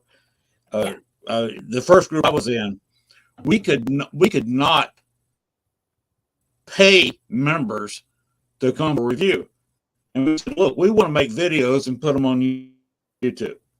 We want to get them narrated where everybody's in there a little bit, especially if you're talking to something, you got some kind of evidence. We want to put that in the video, and of course you get credit for it and can talk about it if you want to. But we got to review the evidence to see if we miss something. Yep. And you miss something all the time. I posted a video last week, I think, and it was taken in it was last week, last Thursday, when I was just very close to some videos previous of investigations I'd done. Mm-hmm. It was in Mercy Hospital in Gary. And yes, I was in Gary investigating an abandoned hospital. That's taking your life in your hands. And there's they told us don't go in. It was basically a cafeteria, mm-hmm. Up in the third floor, something like that. He said don't stay in there very long because there's a complex you can see from the windows, and the outside wall was just all windows. And you'll see there's a lot of broken windows in there and holes in the wall opposite, because people in that apartment complex likes to shoot at the hospital from there. And that's the room they hit. So we didn't spend a whole lot of time because we didn't want to get shot. So that's literally taking your life in your hands. It's your place where you possibly could get shot. Probably the only reason we didn't get mugged in our house because there was snow in February up to our knees. But the crazy stuff we do for investigations. Of course, I did not go in there myself. I went in there with several other people. And you never know what you're going to get into in an investigation like that. Mm-hmm. Fortunately, I was with a good set of people that left me alone. The only time, specifically with one younger lady, she only wanted to hang around me when I was walking toward a door that she couldn't get open. You can't tell from this headshot, but I'm about 205 pounds. Mm-hmm. And if I take a running start at a door, either I'm going to walk out with an injured shoulder or the door's going to open. I go through the door. Mm-hmm. So the hard to open door, she couldn't get through. There he is again.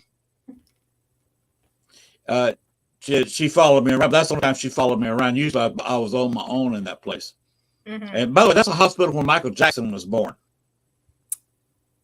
But back to what I was talking about, I got pointed out last Friday. He said, "What is this at this time?" He gave me the time in the video. So rather than on my external hard drive, I just played the Facebook version. Mm-hmm. And I looked through it. He said, "Is that a flashlight or what is that?" And it flashed through. I said, "No, that was not a flashlight. I was by myself." Now, this investigation was done several years ago. I've lived in Arkansas for 7 years, and this was done a year or two before I left Chicago. So we did at least 7, and I think probably closer to 8 years ago, maybe 9 years ago. And he pointed out something I haven't seen.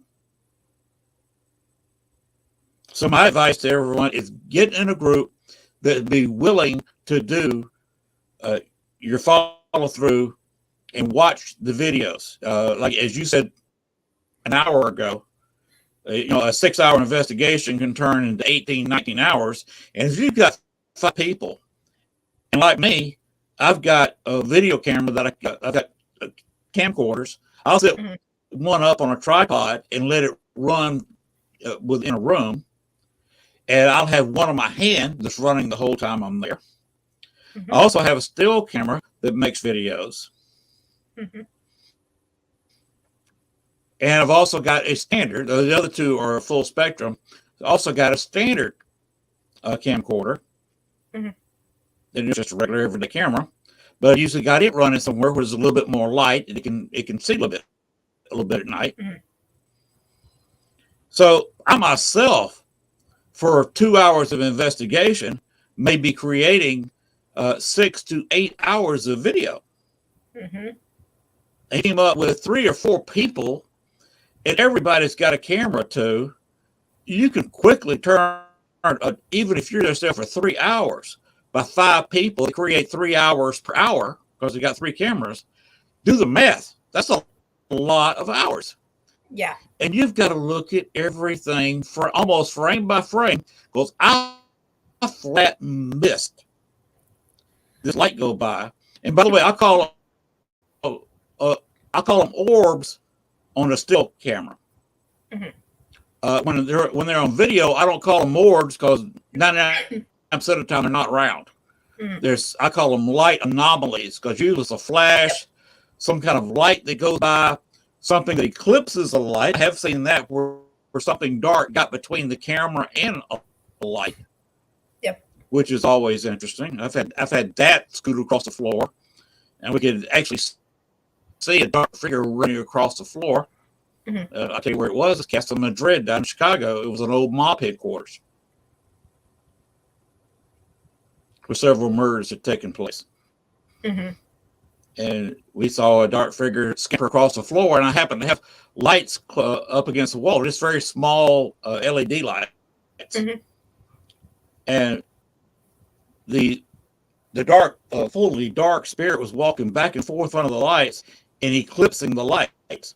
And when it eclipsed the lights, we kind of see an outline of the figure. And I got all that on video. We've had that with our laser grid pen that we have. We've had stuff black that out before. Mm-hmm. Yeah. Yeah, because that'll make you nervous when you see something like that.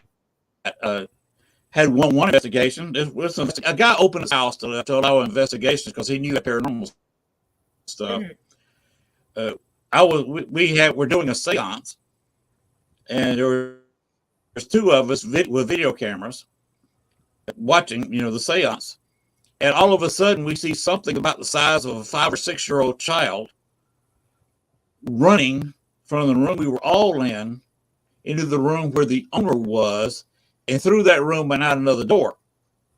And of course, I come running in there with a camera, and the owner said, "Did you see that running across there?" Because he had a small light on in the next room, mm-hmm. and he puts the light, so I could see this dark figure, and it disappeared. Of course, I was looking for that because I can see it with my naked eyes, but it's the things I didn't see, like that light anomaly. This is why I'm kind of emphasizing this, because people who are getting into this business, they need you need 2 sets of eyes to review every second of your videos, because you never know what you can find. Yep. So the way that we do it, get the evidence shots, make your videos.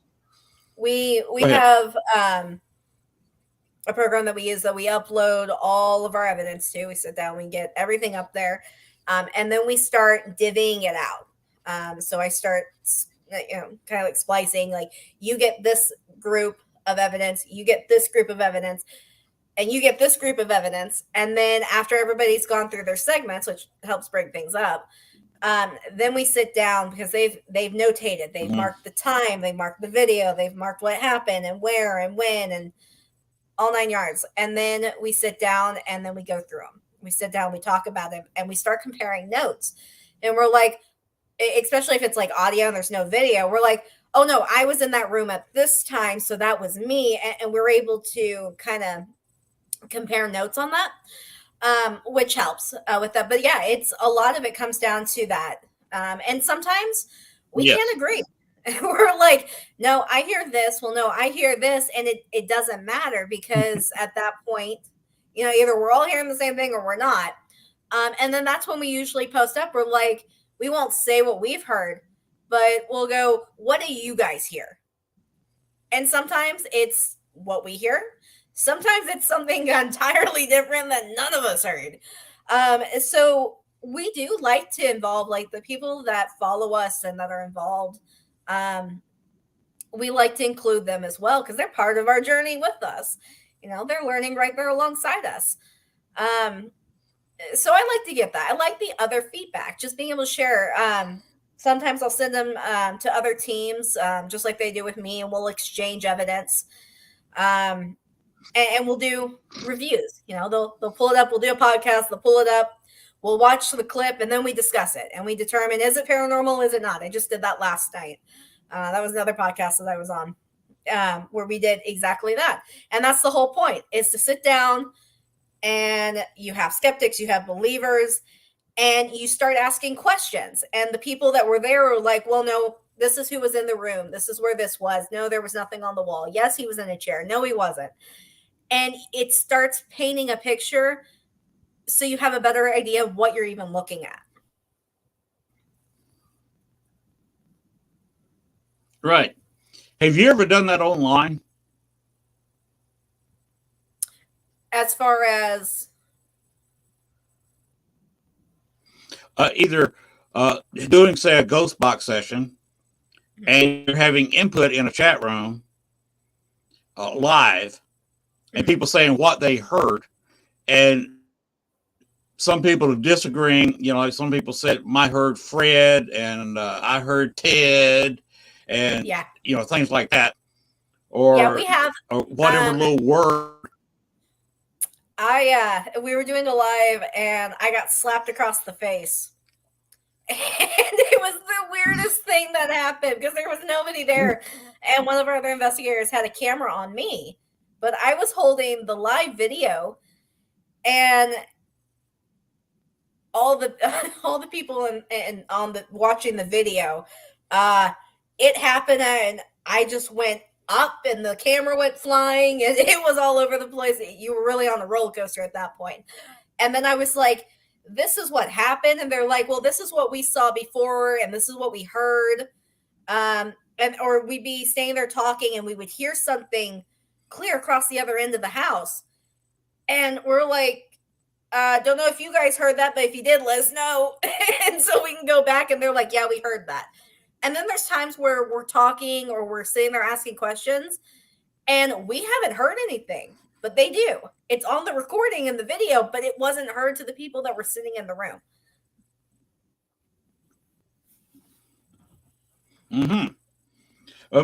Another thing on live on the internet, you got the interaction with if you're doing a ghost box session, just you know, on YouTube or something like that, which is fun. And another one, you can actually do that here. You look down at the bottom of your screen and you see that, you know, you got mute, stop cam, settings, and present. You do know that you can hit present. You can. Of course, I can.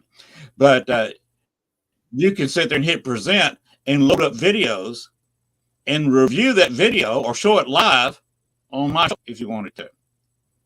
I've actually done that. I don't know if we let me see if I got anything. We'll review and see if I got access to any of them here. So you can load, it loads really quickly, and see what you says video. You put that, search on the computer window, and you can load up the video that way. And of course, everybody's being able to see the video. Yeah, let's see if I can do this. Upload real quick. That's why one thing I love about StreamYard, they're constant. Yeah. Let's see. Where was that? That was under home. Okay, while you're searching, let me go ahead and do my overtime thing while you're looking. Let's see, where is my? Where is it? Okay, here it is. When we run past 12 o'clock, and it's not quite there, but while you're searching, I'm going to go ahead and do my. We're going at least a few minutes into OT video. There we go.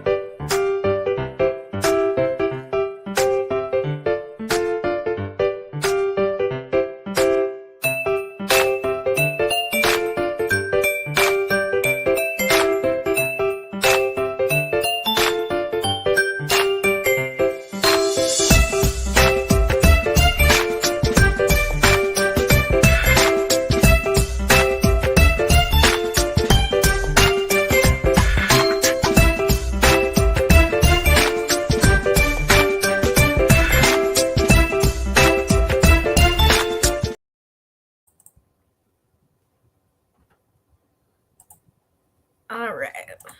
And that's my overtime video to signal we are in. Okay, so As soon as you load it, I can pop up on my screen. yeah. Here we go. It should be sharing. Here it comes. Okay. Let me go. You want to give us a little preview of it, or just go ahead and play it? So it's just a picture in this one. So in this picture that we're looking at, we were in the attic at McIntyre. And what you see is one of these dolls. There's actually two of them, but they turn their heads to wherever they hear sound.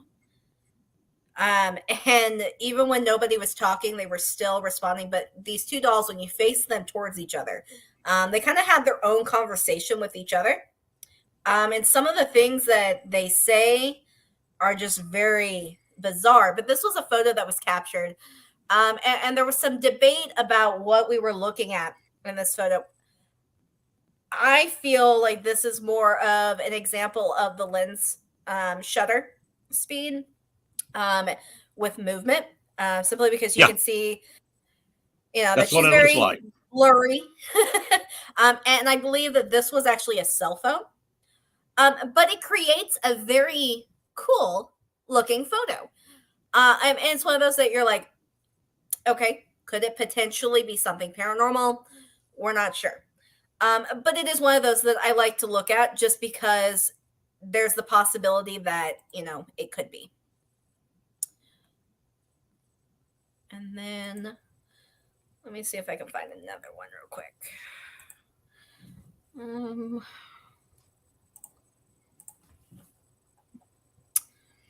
We had. Oh, what I was saying earlier about the first group I was in, nobody do a review. We'd call for a review meeting, and set a date where everybody could be there, and we'd all order pizza. And people got so busy chit chatting and eating pizza, we might review over 4 hours, 10 minutes of video.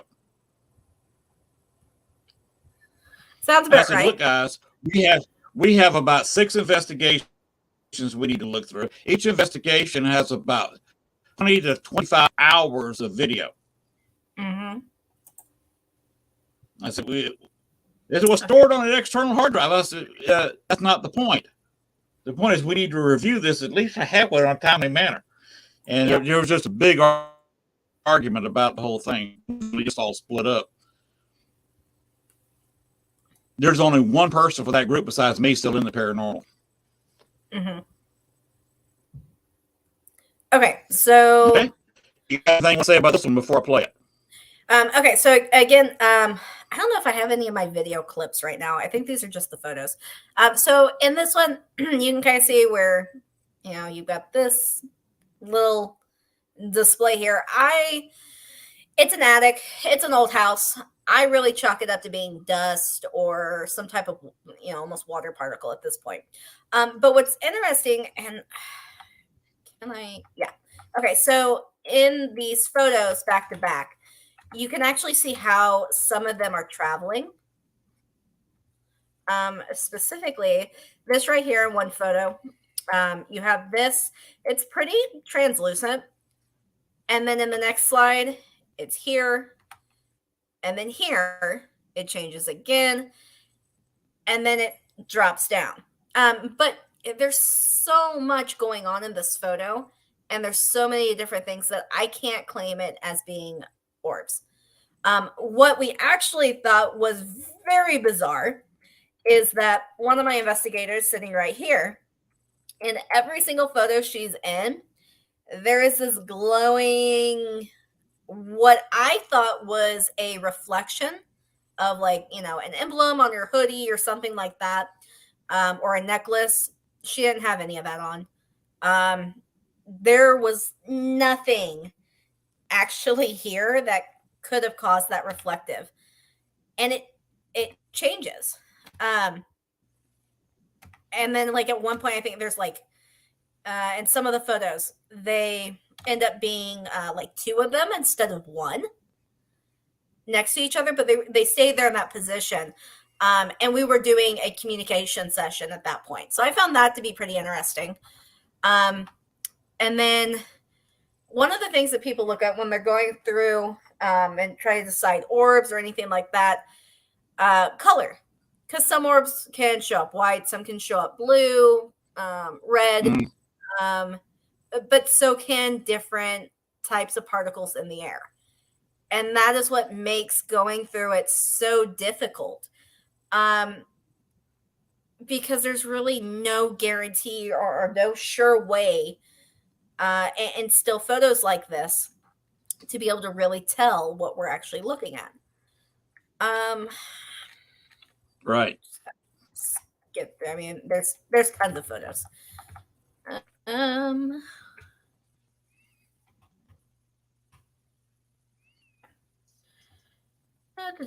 So there's actually an area set up here in the attic, kind of back here in this back corner. It's called the Portal Project, Paranormal Portal Project, and they have these mirrors that are set up. Some of them are like scrying mirrors and stuff, but they have them set up at different well-known haunted locations across the states. And they were conducting experiments with these, and this was one of the locations that happened to have that. Let me get to those dolls real quick. So here's a picture of those mirrors and how that was set up. So you're able to use these for scrying. They also have a scrying room. This doll. So this marionette, her name is Esmeralda. She, from what people believe, is that there is a spirit of a little girl that is attached to this doll. Her name is Esmeralda. Esmeralda is known to change positions, but probably most commonly she's known that in the middle of the night, she's known to tap on the glass of this container. And this is one of those few rare moments where the curio cabinet was actually opened with this photo. But she's known to tap on the glass so hard that it wakes you up in the middle of the night from your sleep. I didn't sleep in that room. I'm not necessarily the biggest fan of dolls, and this room is covered in them. But for me, that was one creepy doll, I will say. But yeah, so that's the story with her. It looks creepy. She is. I try not to insult her when I'm there. You know, she can stay in her little cabinet. I'll look at her from the doorway, but that's about it. Here's those photos of these dolls. And I'll just kind of go through our little series we have. So there's that photo that we initially showed. Here's the two looking at each other, and they're communicating back and forth. And it's really weird because some of the things that they're supposed to like evolve and kind of learn as they talk. But there were some things that were being said that the owners never actually heard the dolls say before. And they were in response. Unfortunately, I had the uncanny that even though I wasn't talking, one of the dolls in particular kept turning their head and staring directly at me. And I will tell you, it was the weirdest and creepiest single moment I have ever experienced. That made me so uncomfortable. I couldn't stand to look at this doll. I can imagine. Like, it was just these eyes were just peering through my soul. And when you're the one that's in charge and running the show, it is really hard to not want to get up and walk away, but you can't. Yes. But what I did find was that some of the owner is the one that's standing over here to the right. I understand about movement, but I will say that in these photos, there are a few that are very creepy. They just don't look, they look very contorted and not human. I just chalk it up to being Steph. I love Steph. She's a sweetheart. Um, but it's just because of movement, and this is where that pareidolia comes in. Because when things start getting distorted, it is really hard to determine what it was supposed to be in the first place. Mm-hmm. Yeah, these are those dolls. And the batteries kept, draining on one of them. She put brand new batteries in there, and it's like, battery low, replace my batteries. But some of the conversations that these dolls were having back and forth, were just very bizarre. But they're creepy. They're very creepy. Yeah. And that one kept falling over. But again, when you see things like this, those are things that people automatically go to. But because there were phones, because there were lights, it makes it really hard to say that there's anything paranormal here. Because for me, this is just movement being captured. Right. Yeah. Okay. So creepy photos. Give you guys whiplash going through all these photos. There's a lot. Let's see if I can get to some other areas. Up here in the attic also, there's right here in the very back, they're kind of hard to see in this, there are two skeletons sitting at a table, what appears to be a fancy dinner. What I'm calling Mr. Bones, he's got his mouth wide gaping. He looks like he's yelling at the female skeleton there. But his head, back here in this back corner, there is a shadow entity that likes to hang out over here. And he likes to turn his head and look straight that way. And he's got it on camera of his head just completely turning and shifting.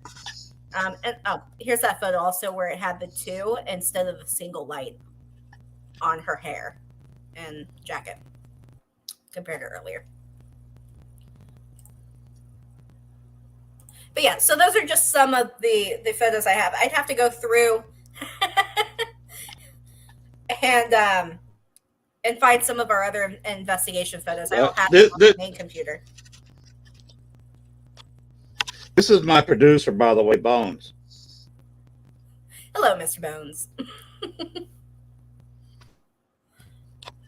I got some interesting stuff over here. It's kind of set up as a paranormal shrine. Right here is the late, great Richard Crowe, the godfather of the paranormal in Chicago, Illinois. He taught everybody how to do it right. He was a mentor to everybody. He died before I left Chicago. He tours up there forever. He was one of the first people to investigate Baxter's Grove, and in fact, gave Baxter's Grove its reputation. If you've ever heard of Baxter's Grove, you can look it up if you hadn't. But that's just some of what I got in here. I thought you said Bones, so I just thought I'd show you my version of Bones. There's a picture on the banner on the website for the show. Yeah. But it's one of those. If I had known, I would have prepared some more photos. But like I was telling you before we started the show, I just made a 5.5 hour drive back from Missouri. So I got home like maybe an hour before we got on. So.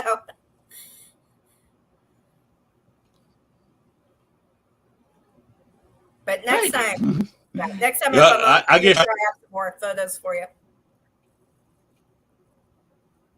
Oh, actually, hold on. Okay. I might have a video. I can maybe show a video too if you want. We can. Yeah, let me see if I can find one real quick on here.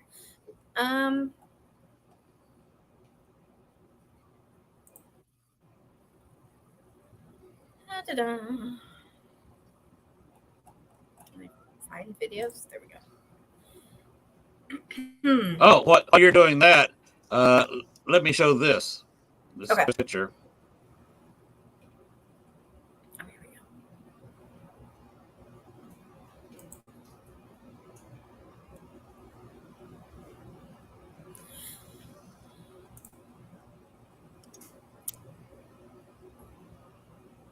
Well, I was going to show it. There it is. Yeah, I can see it. This picture, this photo, is not of people.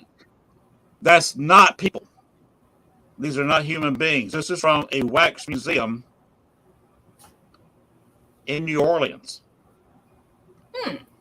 It's in the old French Quarter Wax Museum that's now since closed. In fact, I was investigating it on a Friday. Friday night. They had a farewell party for the staff on Saturday night, and Sunday they started selling stuff out of it. Wow. Monday they were tearing it down. And this right here is the most interesting photo I have. It's not a paranormal photo because you don't see anything as paranormal, but it's a wax figure of Napoleon in a bathtub. I don't know. Wax figures are right up there with mannequins and dolls, and I'm still just not a fan of them.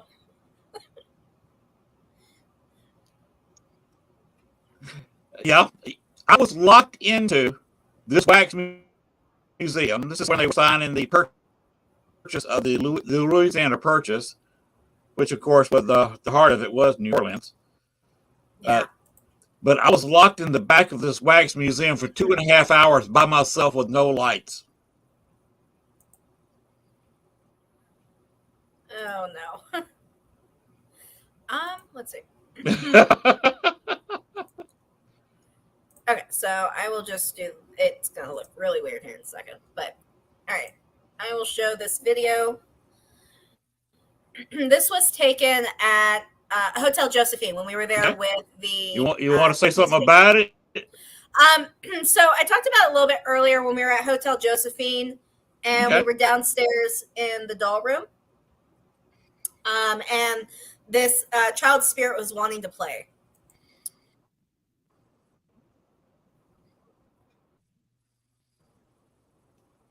Okay.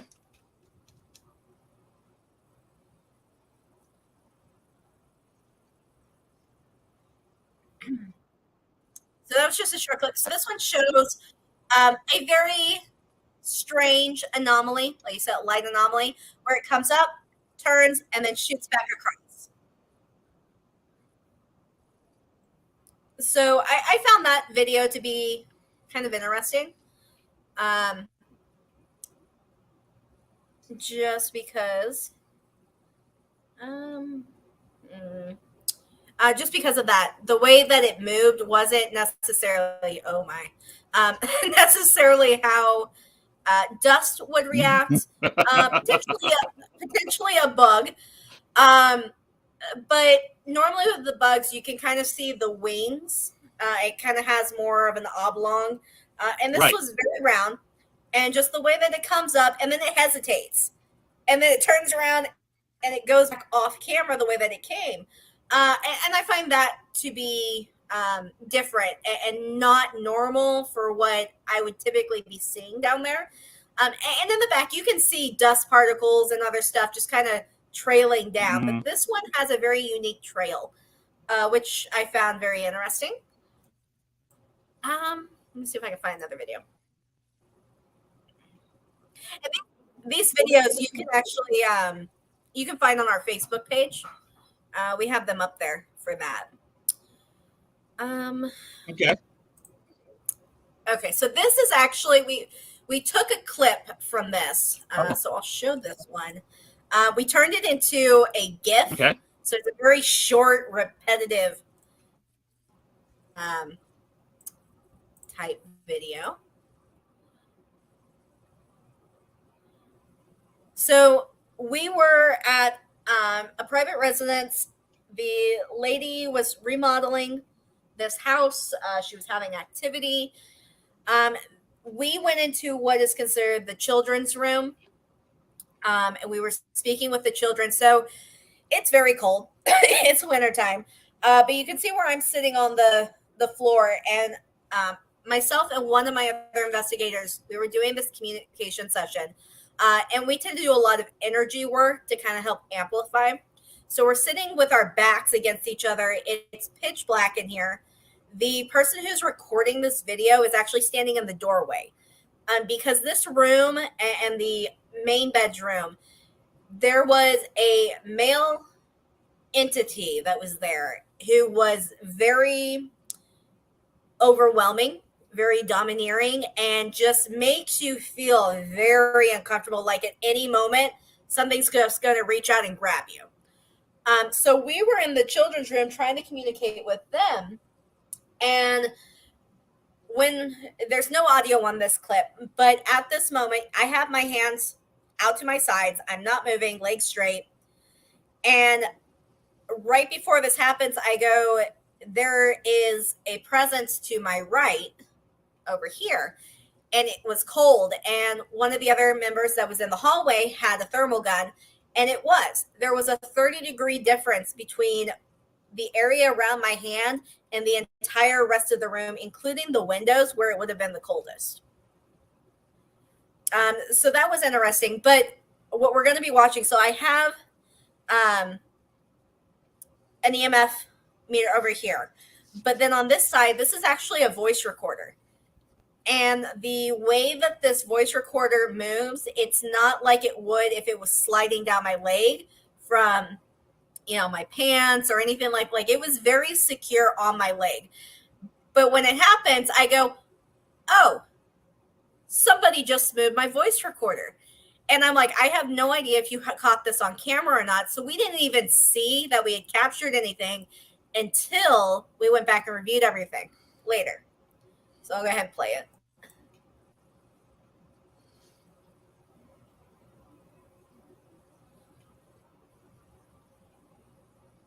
And it's like somebody just twists. It's not sliding. It just turns.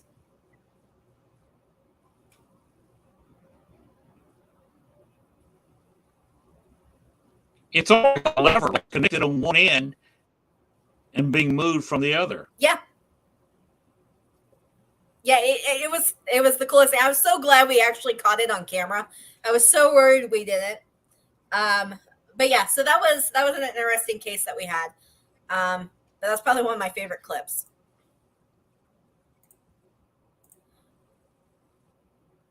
So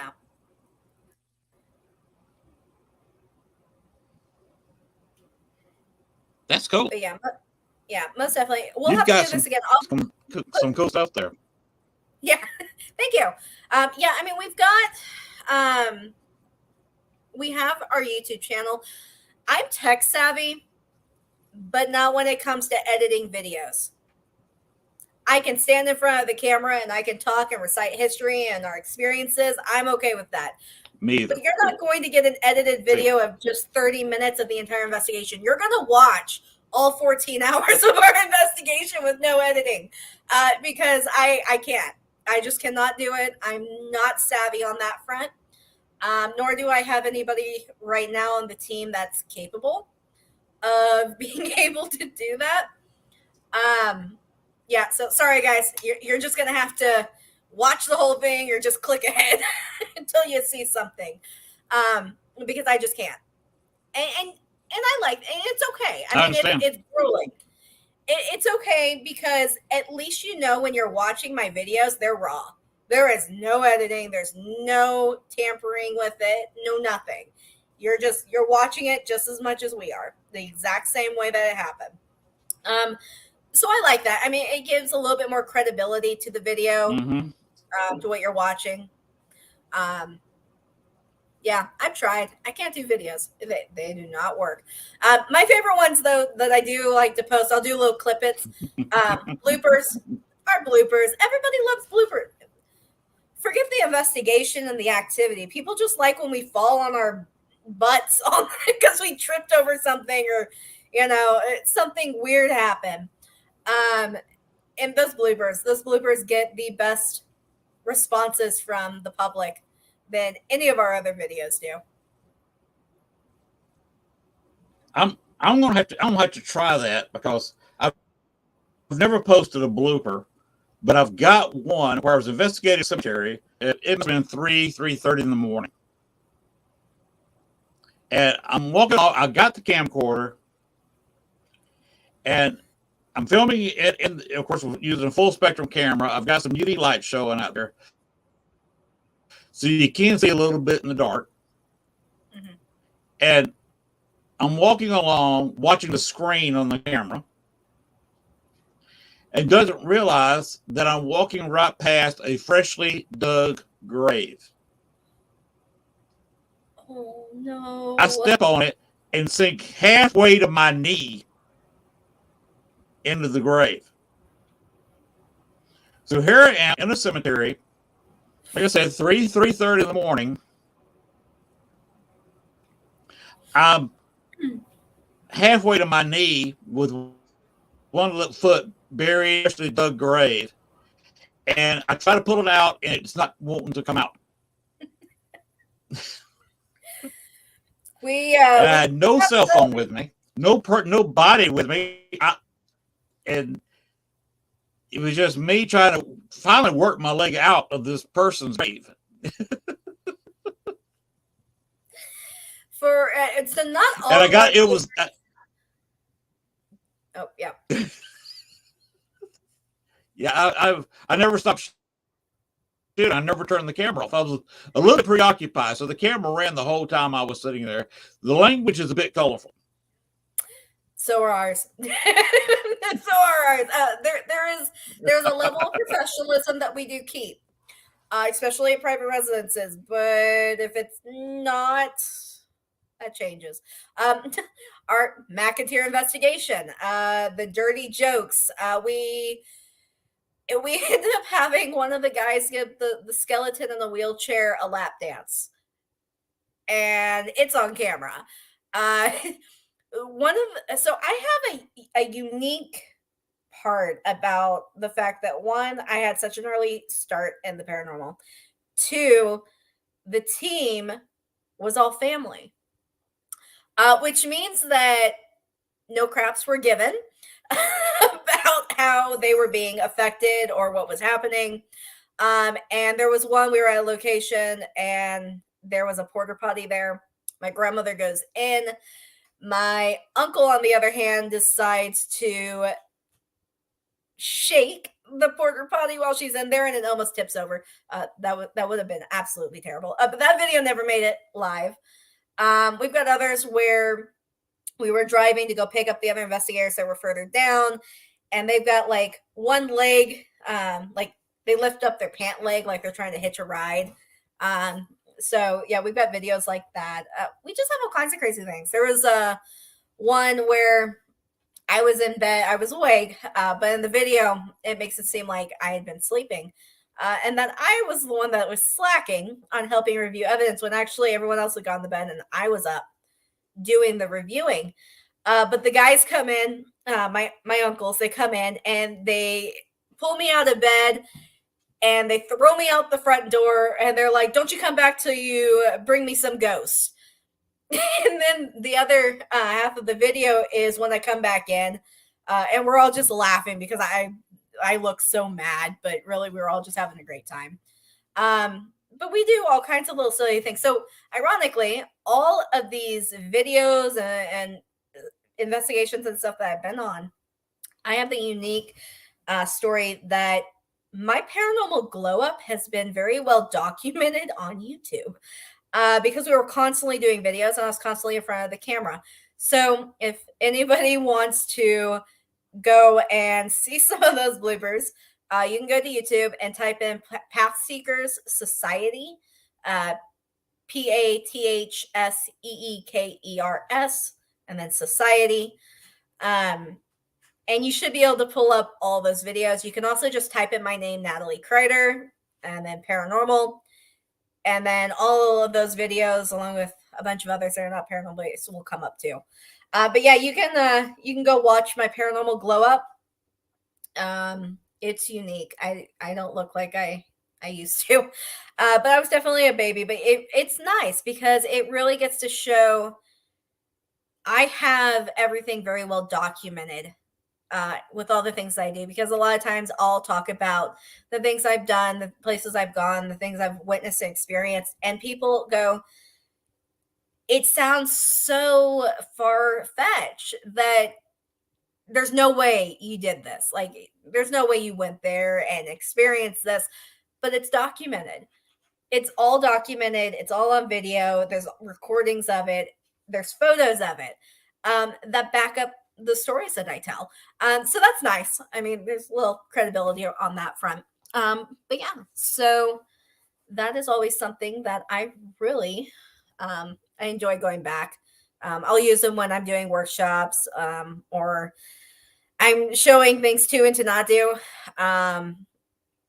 We've done a lot. I've done a lot. But yeah, there's a lot of videos on there. I'm hoping to be able to get some more videos posted soon. They're a little more updated on some of the things that we've done and places we're going. But we are going to be releasing tickets. There's a limited number for our investigation in June, the first weekend of June, at Vallis Mines that I was talking about earlier this evening. We're going to have tickets for that. So if you follow us on Facebook, Darkly Obscured Paranormal Investigations, YouTube, you've got, we have a Patreon now that we're working on. So you can go and support us there as well. But you'll get early access tickets through Patreon before they're released to the public, and special behind the scenes, our live video, things like that from investigations. So yeah, you're able to do that. So that when we release those tickets, they will probably go pretty fast. We sold out for the McIntyre, and that was a weekday. It was Wednesday, Thursday. So we really didn't think people were going to be able to make it because of work. But we did. We had a full group there, which was nice. So I'm hoping to be able to do that again. Because this time, going back to Vallis Mines, I'm taking everyone to where really it all began for me, where I got my start and all the stories that I tell about it. I mean, it's one of those that you can't guarantee that you're going to have activity when we go. I can't guarantee you'll have a full body apparition or an axe head gets thrown at you or a chair, anything like that. But it puts a level of realism to the things that I talk about, to the things that I've experienced, and to be able to take people there to potentially experience some of the stuff I've experienced is great. I really am looking forward to the opportunity. So you're able to go to those channels that we have, Facebook, the works, and then our Patreon page. Like I said, we'll have early access tickets for that investigation in June.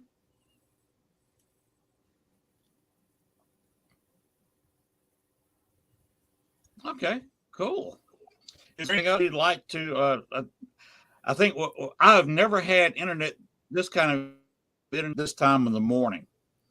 Usually, now when I start the show from 10 to 11 o'clock, I've had issues almost every night. But to have them much after 11 is rare, and have them after 12 Central Time, of course, is just unheard of. And I am having some very good issues. I've only been kicked out once, where it completely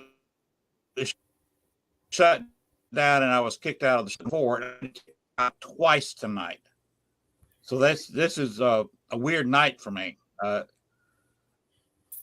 Earlier this afternoon, we had for us a very good internet connection, and now it just sucks. Mm-hmm. So if you got anything else you want to close out with, well, what are you going to do in the future? You're moving. Are you going to work with your old team in St. Louis, or so we've people? Our two different divisions, our Missouri division and our Kansas division, is being merged together just because we are fairly close. It's about a 5.5 hour drive, a little bit more for one of my investigators in Wichita, Kansas. But we're going to merge together. We travel as it is for investigations, so it's really not going to make a difference because we're still going to be traveling anyways. So it just kind of gives us that, but we're going to be merging. Right now, my focus has been the workshops that I give monthly, us moving, our family situation that we're dealing with right now. Um, Taking care of that. But we do have things in the works. We've got the investigation coming up. We're looking to schedule 2 more open investigations this year. We're just working on nailing down the dates for those. So as soon as I have more information on that, we were going to try and do it this year, but I think we're going to have to push it because of the move off to next year. I'm working on creating a paranormal retreat where we will be getting together and going camping. And we'll have speakers there, potentially maybe some small vendors, but also, what better than to tell our ghost stories around the campfire? There's just nothing better than that. So maybe we'll do a little late night That sounds so investigation. cool. But yeah, I want, and there'll be, options. Like mostly it'll be tent camping. We may be able to get some cabins, that kind of stuff. But the biggest thing, like with any event, it comes down to finances. It comes down to having sponsors, people who are willing to help make it happen. So we're still in the beginning phases of trying to pull it all together. But yeah, so I'm hoping that by next summer we'll be doing a paranormal retreat, probably in the Midwest. It's a pretty happy middle spot. It's about the same distance either way you go from coast to coast.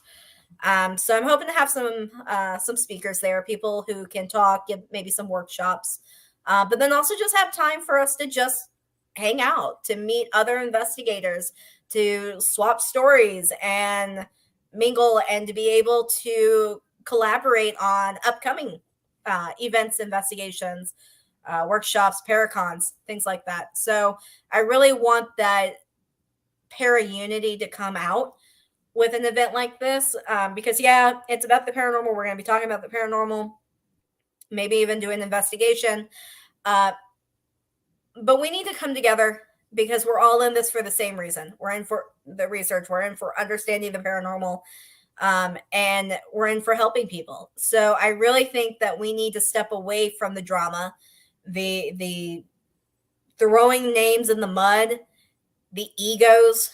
They need to just be thrown out, because that's not going to get you anywhere.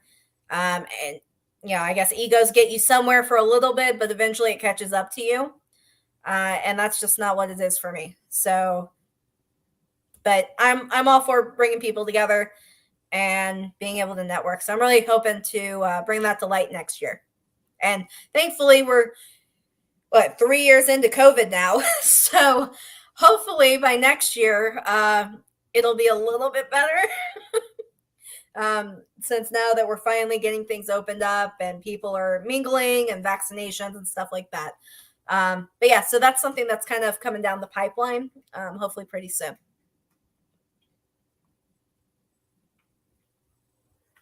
Well, I'll look forward to all that. And when you get your dates and locations together for all that, let me know and either make a quick video or just shoot me a photo of your banner or something, and I'd be sure to advertise it. No charge at all. That'd be great. I appreciate that.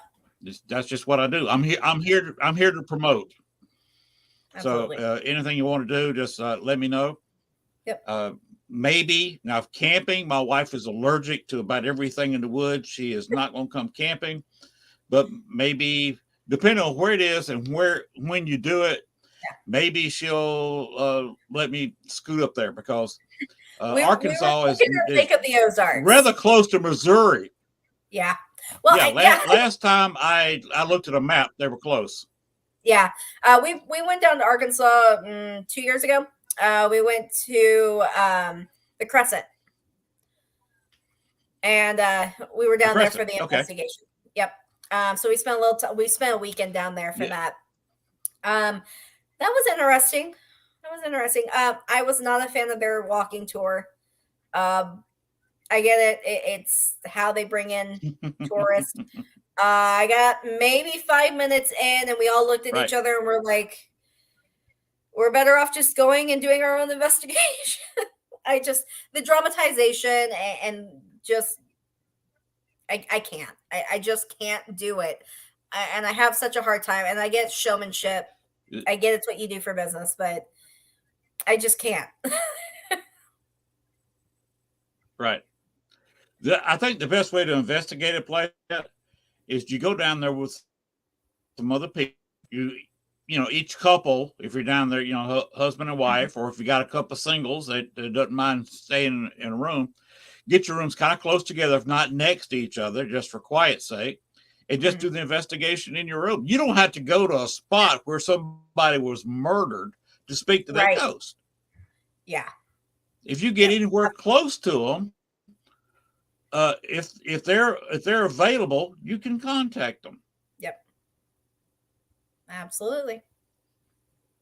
So yeah, that's the way I would do the Crescent, is basically go on their tours and not really worry about fetching. But when I was at night in the hotel room, I would sit there and do an investigation there in a room, especially if I was with somebody. Let whoever's with them, if they do not, like say your husband didn't want to investigate with you, just throw him in the room with my wife and let them sleep on separate beds or watch TV or whatever. One investigation I did down in New Orleans, the Andrew Jackson Hotel, my wife sat there and watched, streamed Game of Thrones. And she actually had a local ghost that was staying in our room watching Game of Thrones with her. Interesting choice, but okay.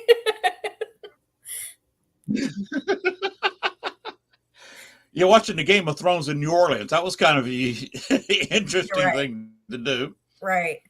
Yeah, but, the Crescent was unique in its own way. So we had a gentleman that was there with us. I won't throw out names. Right. He was affected rather negatively, like aggressively altered his personality, made him very aggressive. Somebody didn't like him. On it, yeah. Wow. And to the point, like police were called because of an altercation.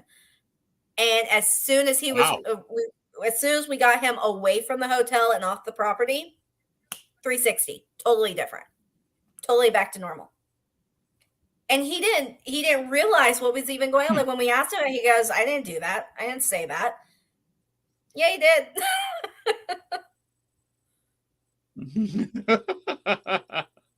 Yeah. Oh, you go about an hour and a half west of the Crescent, a little going toward where Oklahoma, Missouri, Arkansas meet.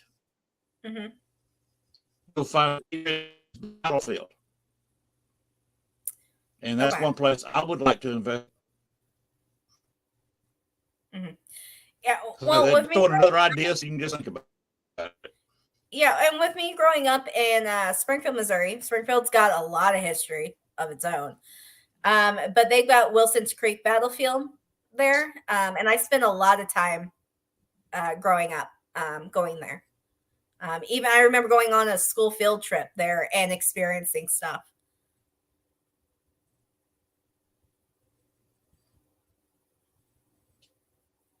Only person who's been to Andersonville, it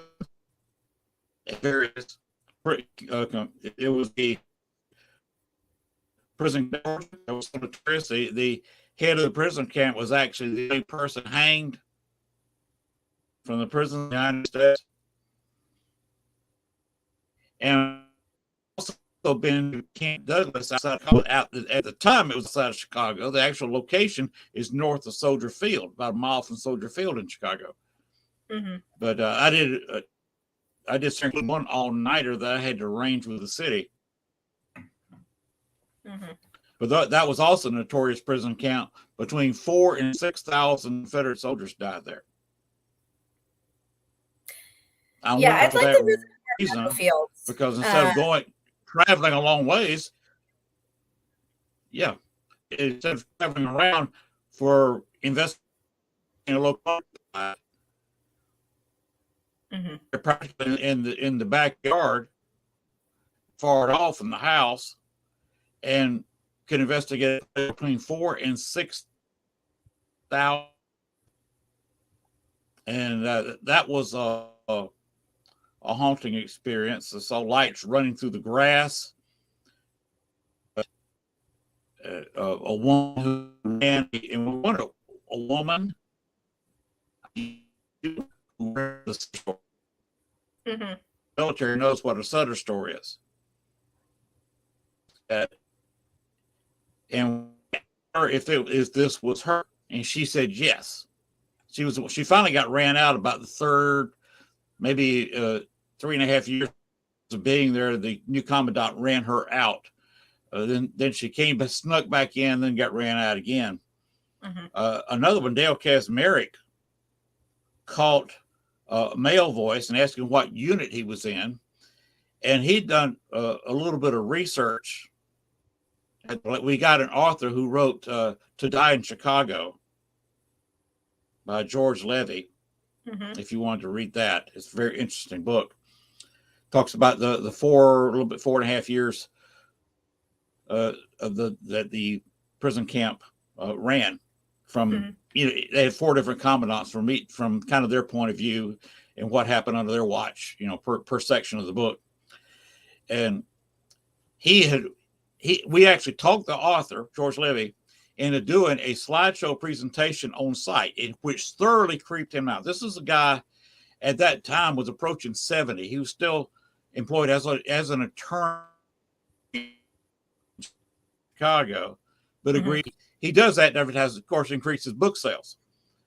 So he got most of the books he had at home of To Die in Chicago. So in case somebody wanted the book, he sold every copy brought out. So he was kind of happy because he put at $27, I think, per copy. He stuffed well over $100 in his pocket for doing a slideshow.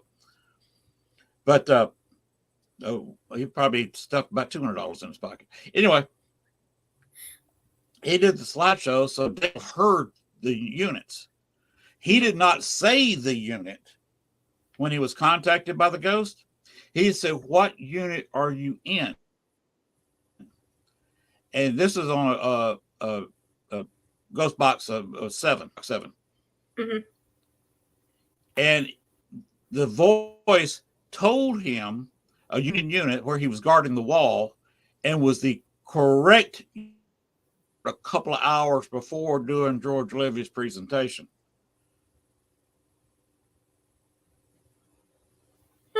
And several people heard it, and there's no precise way. I mean, even with radio stations, of course, a lot of radio stations in Chicago, so you got a lot of radio noise too. But to give the exact unit number that was guarding the walls of a prison camp during the Civil War, that's no accident. Yeah.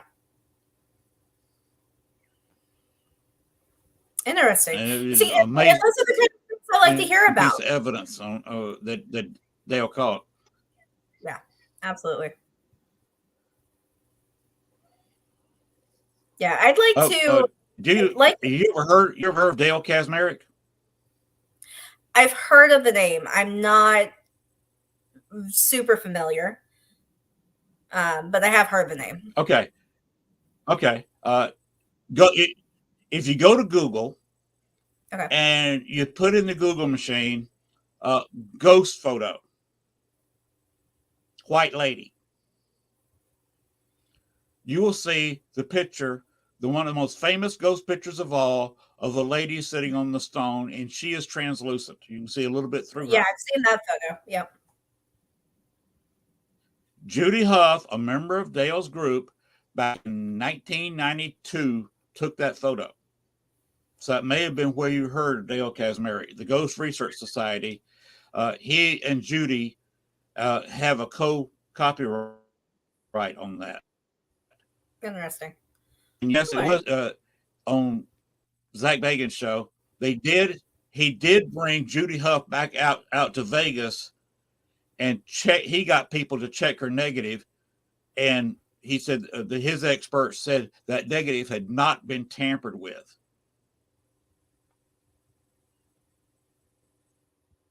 So it's evidence that Judy got. Yeah. And that may have been where you heard the name before. Probably. Yeah. Yeah, that would Dale's make been in the sense. paranormal.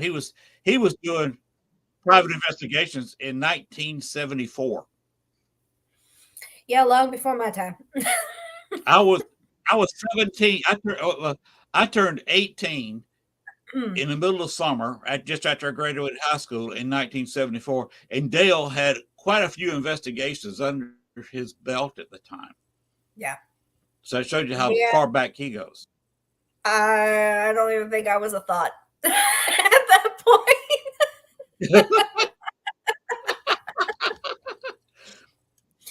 Okay, Dale and I are very old farts. Okay, very smelly farts. So one thing, like with me, even though I'm definitely much younger than a lot of I'm no longer the youngest on our team. My other half is younger than me, but for a while I was the youngest one, which always seemed really weird because I was the Oh, one running the you show. married younger, huh? 4 years, only 4 years difference. Not too bad. My wife is 6 years younger than I am. Yeah. I turned 67 this year. She turned 61. Yeah, I just turned 29 on March 3rd, and he just turned 25 February 7th. So, yeah. Wow. I got in trouble on one paranormal show that I listened to a lot on Saturday nights. Mm-hmm. He had a guest on that was a little bit younger than you. Mm-hmm. And I typed into the chat room. I think she was 23. I mm-hmm. said, 23? Are you kidding me? I got underwear older than she is.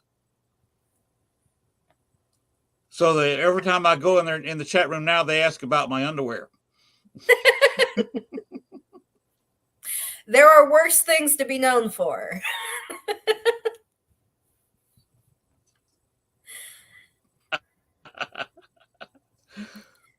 But yeah, I mean, besides the about Dale's photo? No, about the underwear. About let me show you this one. Mm-hmm.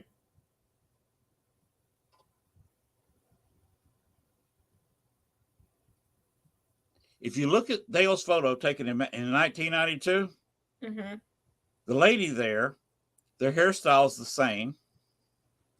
And if you look at the translucent dress, it's not dark because it's translucent, but you can see that it was a spotted dress like this one. This is who we believe the white lady is right here. This is her wedding picture. This is a photo taken in 1863. That's her husband there. And the reason she was in Bachelor's Grove,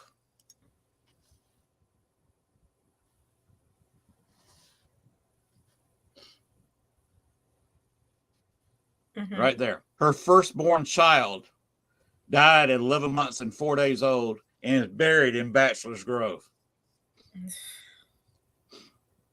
Man. What you just saw was 2 years of research. 2 years to figure this out. Yep. She has since admitted, before she talked to anybody, she's got to consider yourself a friend. Yeah. What? I said, those are one of those things that, like, a lot of people don't put that amount of effort and time and dedication into it. It's, I guess, dying off. I mean, I used to know quite a few people, and I still do, but I feel like I knew a lot more years ago that were more thorough about the follow-up research. The initial research is fine, but the follow-up research, mm-hmm. I feel, doesn't get done nearly enough.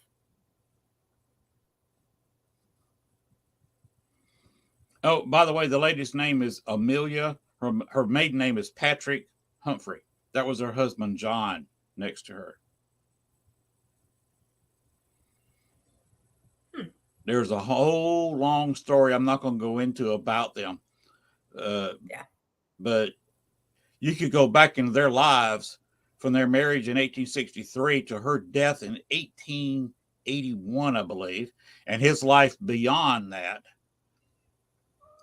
were during his second wife. And by the way, he married his second wife 6 months after the death of his first wife. And yeah, they were having an affair for a long time. Yeah, well, unfortunately, just like nowadays, I don't And think it was as uncommon then. He's buried here in the center. His wife is buried. His first wife's buried on one side. The ex-wife, the second wife, is buried on the other, and their kids that are buried in the cemetery are buried next to their mother. So, talk about some drama on the paranormal side. There's some issues there. It was an arranged marriage. There was no love there. Yes, that's that could be a kind of a Western south side of Chicago, although it was outside of Chicago, because in the 70s, 1870s, he was the most populous county, which is where Chicago is, outside of the city limits of Chicago. If you wanted to train to your suburb of Chicago, he's the one that would get it. If he liked you, if you greased his palm, he would get you a railroad.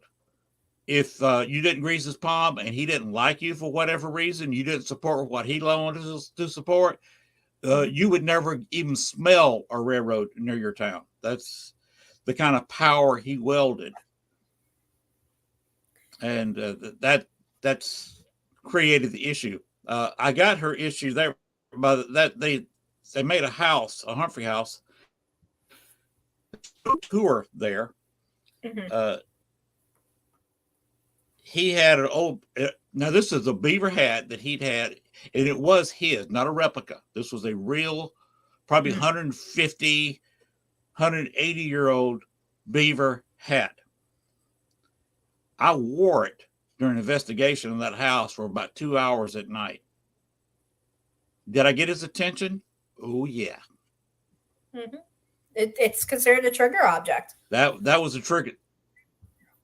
That was a trigger object that went off. He didn't appreciate me wearing his hat, mainly because he was a. You've heard of the small dog syndrome. I think he was 5'4". And there I was, 5'9", wearing his hat in his bedroom. Yeah, so I can see where that's fair enough. Was I asking for trouble or what? And she thought it was amusing, and that's how I broke the ice with her, and she actually started talking to me.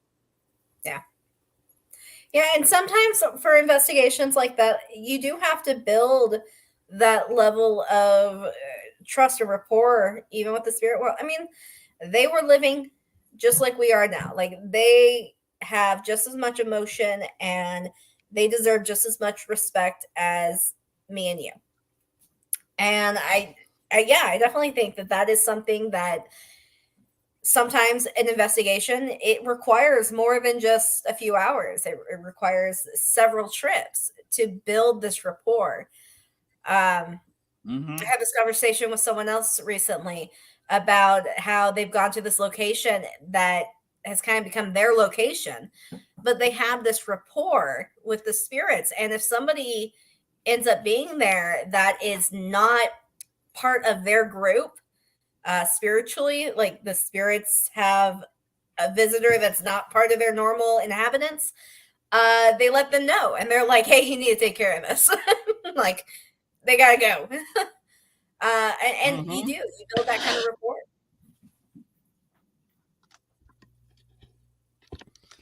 Oh, you talk about spirits telling somebody to leave.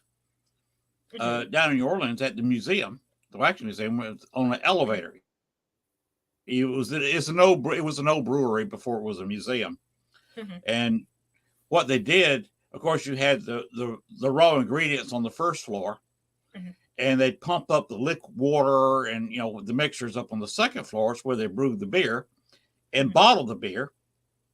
And so the finished product was on the second floor. So they put an elevator at the front of the building for a car elevator. Up, first, not that big a truck, but a Model T truck, back it up, raise it up to the second floor, fill up the truck, back it level, and out the drive it went. You were in downtown New Orleans. And so that was why they had this elevator there.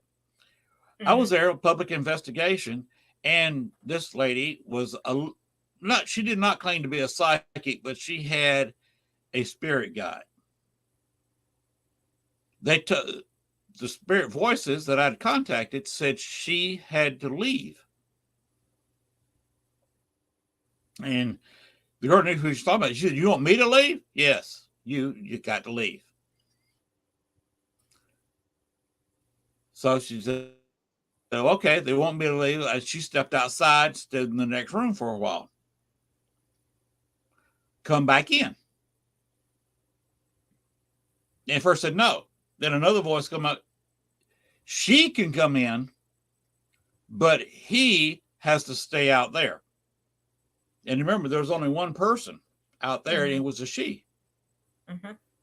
What she had to do was tell her spirit guide to stay outside in a great room, a big meeting room, and she could come back in, open the door to the elevator. It wasn't open; it had a, a Yeah. bay door there, and it had a small door in the bay door. One of those straight up open things, so you could have a open and closing person door in the big Yeah. door. Mhm. And she was allowed to finally come back in, but she had to leave her spirit guide out in the other room. Yep.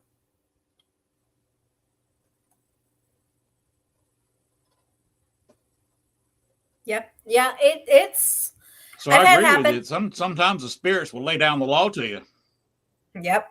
They do, and it comes down to respect. You need to respect their wishes too. Um, Sometimes with a little patience, you can build that rapport and that understanding, and then things are fine. But sometimes, if you don't respect their wishes as well, then they shut down. They won't talk. They just don't want anything to do with you. And as investigators, we can't force them. We can't make them talk. And that's the other thing. Like when you do an investigation, you don't go in there and they don't perform circus acts for you. It doesn't work that way. They're not monkeys. They respond when they want to respond and how they want to respond.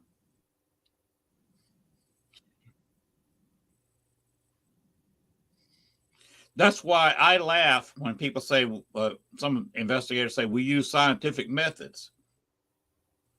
Hmm. Well, the paranormal is not scientific because you cannot repeat. In a scientific experiment, if you like to make bronze, you have to sit there and have 4 parts copper and 1 part what is it, tin, Hmm. to make bronze. And every time you melt those two metals down at 4 to 1, you get bronze. Hmm. You don't come up with iron or Yeah. aluminum or anything. You come out with bronze every time. You mix it 4 to 1 perfectly, you have bronze. And you might not make out the quality bronze that somebody who's made it for 50 years can come up with, but it's still Hmm. bronze. That's science. That's just science. Yeah. You can't do that with ghosts because you can walk in there, have a long conversation with one, get a light show and video and all kinds of voices, but you walk in the next night, you may very well get nothing. Yeah. The part where I Even though bring you do in the same thing, walk in there at the same time, say the same words. the thing with the hypothesis and your conclusion and your test trials, the where I bring that in is the process of trying to eliminate it, like trying to recreate. I make the hypothesis that this is what's going to cause this sound or this reaction. And then I can go through and try that. Was it the furnace? Was it a squeaky floorboard? Was it this? Was it that? To try and figure it out. And then I make the conclusion, well, nope, that wasn't it. Well, what about this? So, yeah, I don't think the scientific process necessarily applies completely clear across the board. But there are pieces of it, a part of the process that does No, still it doesn't. Right, but like you say, the ghosts are not monkeys or mice No. that are going to do tricks on command. You can't Nope. you can't tell the hamster you put them on the wheel and they're going to run in circles. A ghost, you say jump in here and do circles, and they're just not. Sometimes they'll do it. Most of the time they will not. Yeah. I've found rather than approaching as a scientist with a flask and a test tube, I've got 2 degrees in human resources, which means I'm trained in dealing with people. I use my college training like I would talk to people, and I get more results than most people because I'm treating them as people. Yeah. And that's important to do that as well. Like when we're asking questions, there is a list of standard questions I think every investigator asks. But we want to mix it up because we want different responses. We want to test different things. So when we ask questions, we tend to, sometimes they're personal and they're totally off the wall. But a lot of the times we're just having a conversation with them, like you and me. And sometimes we get some of our best results just from doing that, from asking questions that not everybody asks.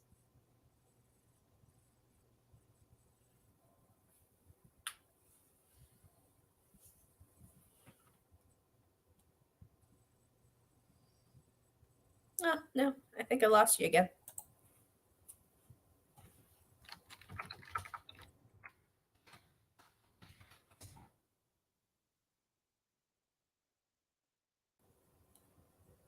He's still there.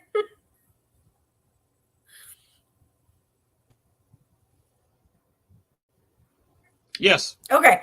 A little bit. Well, I know it's just a little after 1. I have never, ever had so much trouble with internet this late at night. No. Never. It's just me.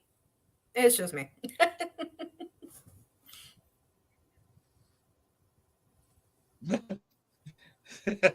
Doesn't want us talking.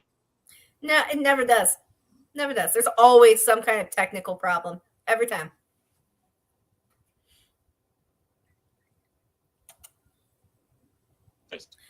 But sometimes kind of blame it on the paranormal.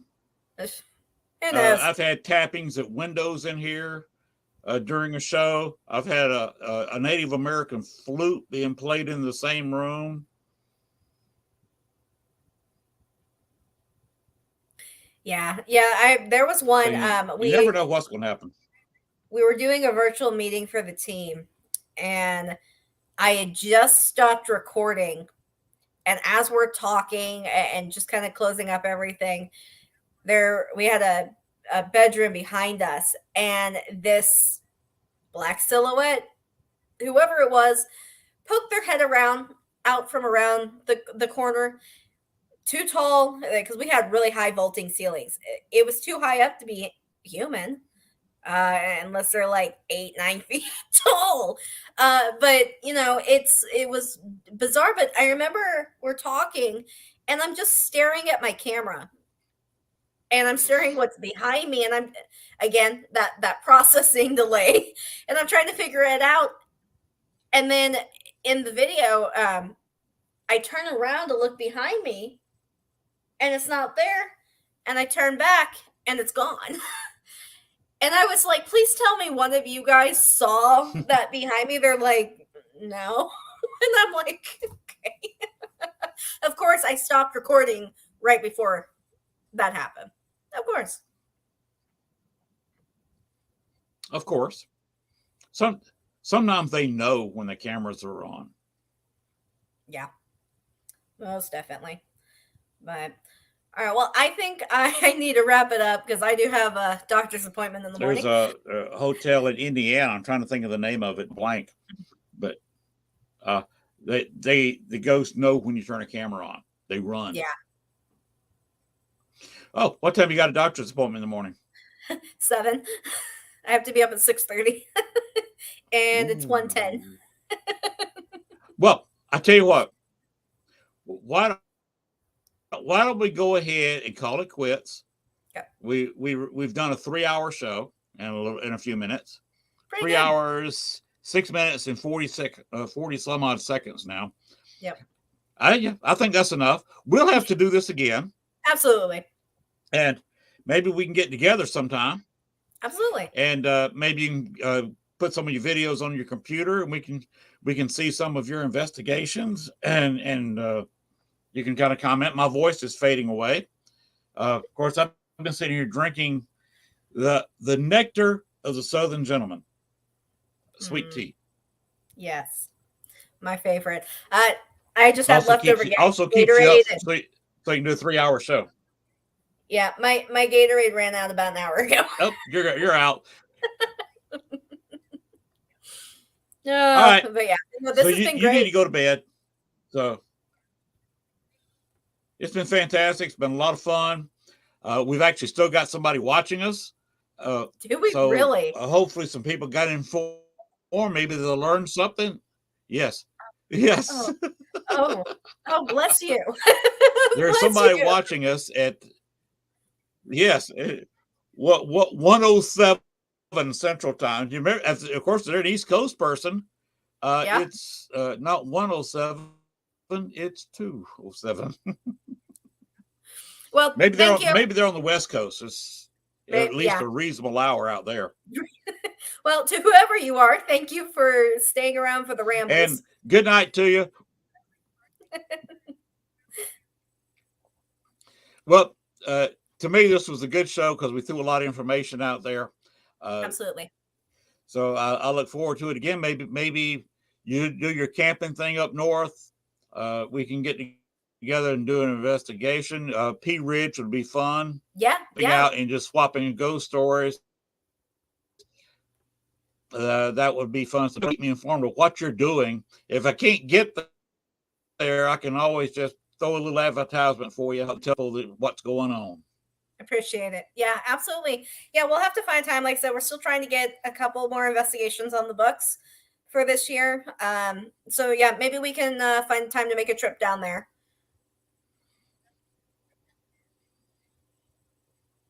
All right, you take care of yourself. Tell your hubby I hope he feels better. Will do.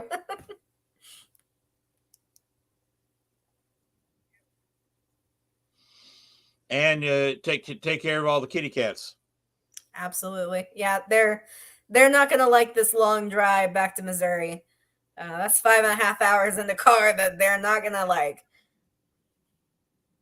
Oh, I can imagine. They're not going to like that at all. No. Wow. But I hope you let them out and go to the litter box or something once in a while. Right.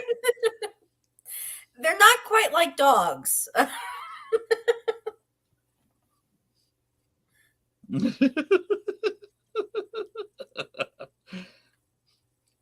They're not leash trained, huh?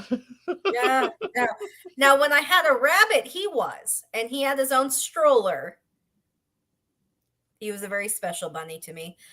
But yeah, he had his own stroller. And yep, he litter box trained and all.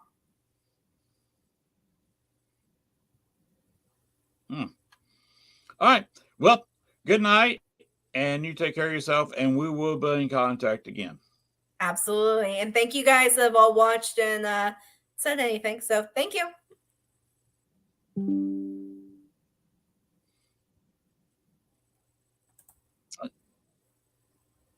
Yeah, thanks to everybody that watched us tonight, and Natalie. Thank you very much for being here. You will be here again. Absolutely. Good night to you. Night.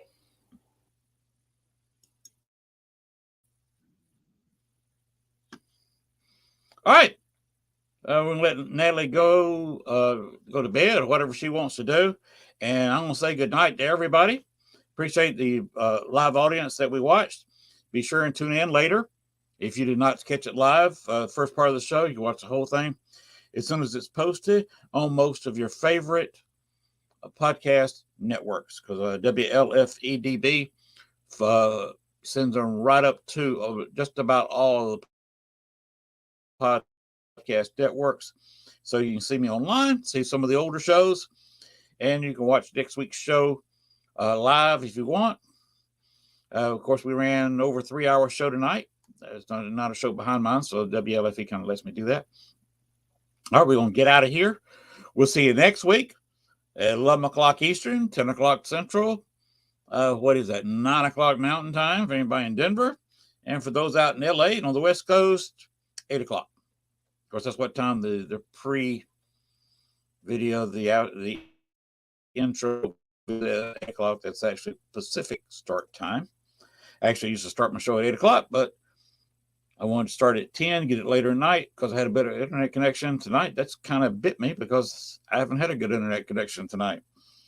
And amazingly, I'm about to get off and probably got the best internet connection I've had all night right now. Anyway, Bones, get us the hell out of here. This has been a 3 hour and 12-minute show. Good night, everybody. See you next week. Thanks for watching our show. Be sure to tune in to next week as once again we journey way down south into Bayou Country for another heaping portion of Southern Fried Paranormal with Len Dorman and Bones. Make sure to like, share, and follow. Y'all come back now. You hear?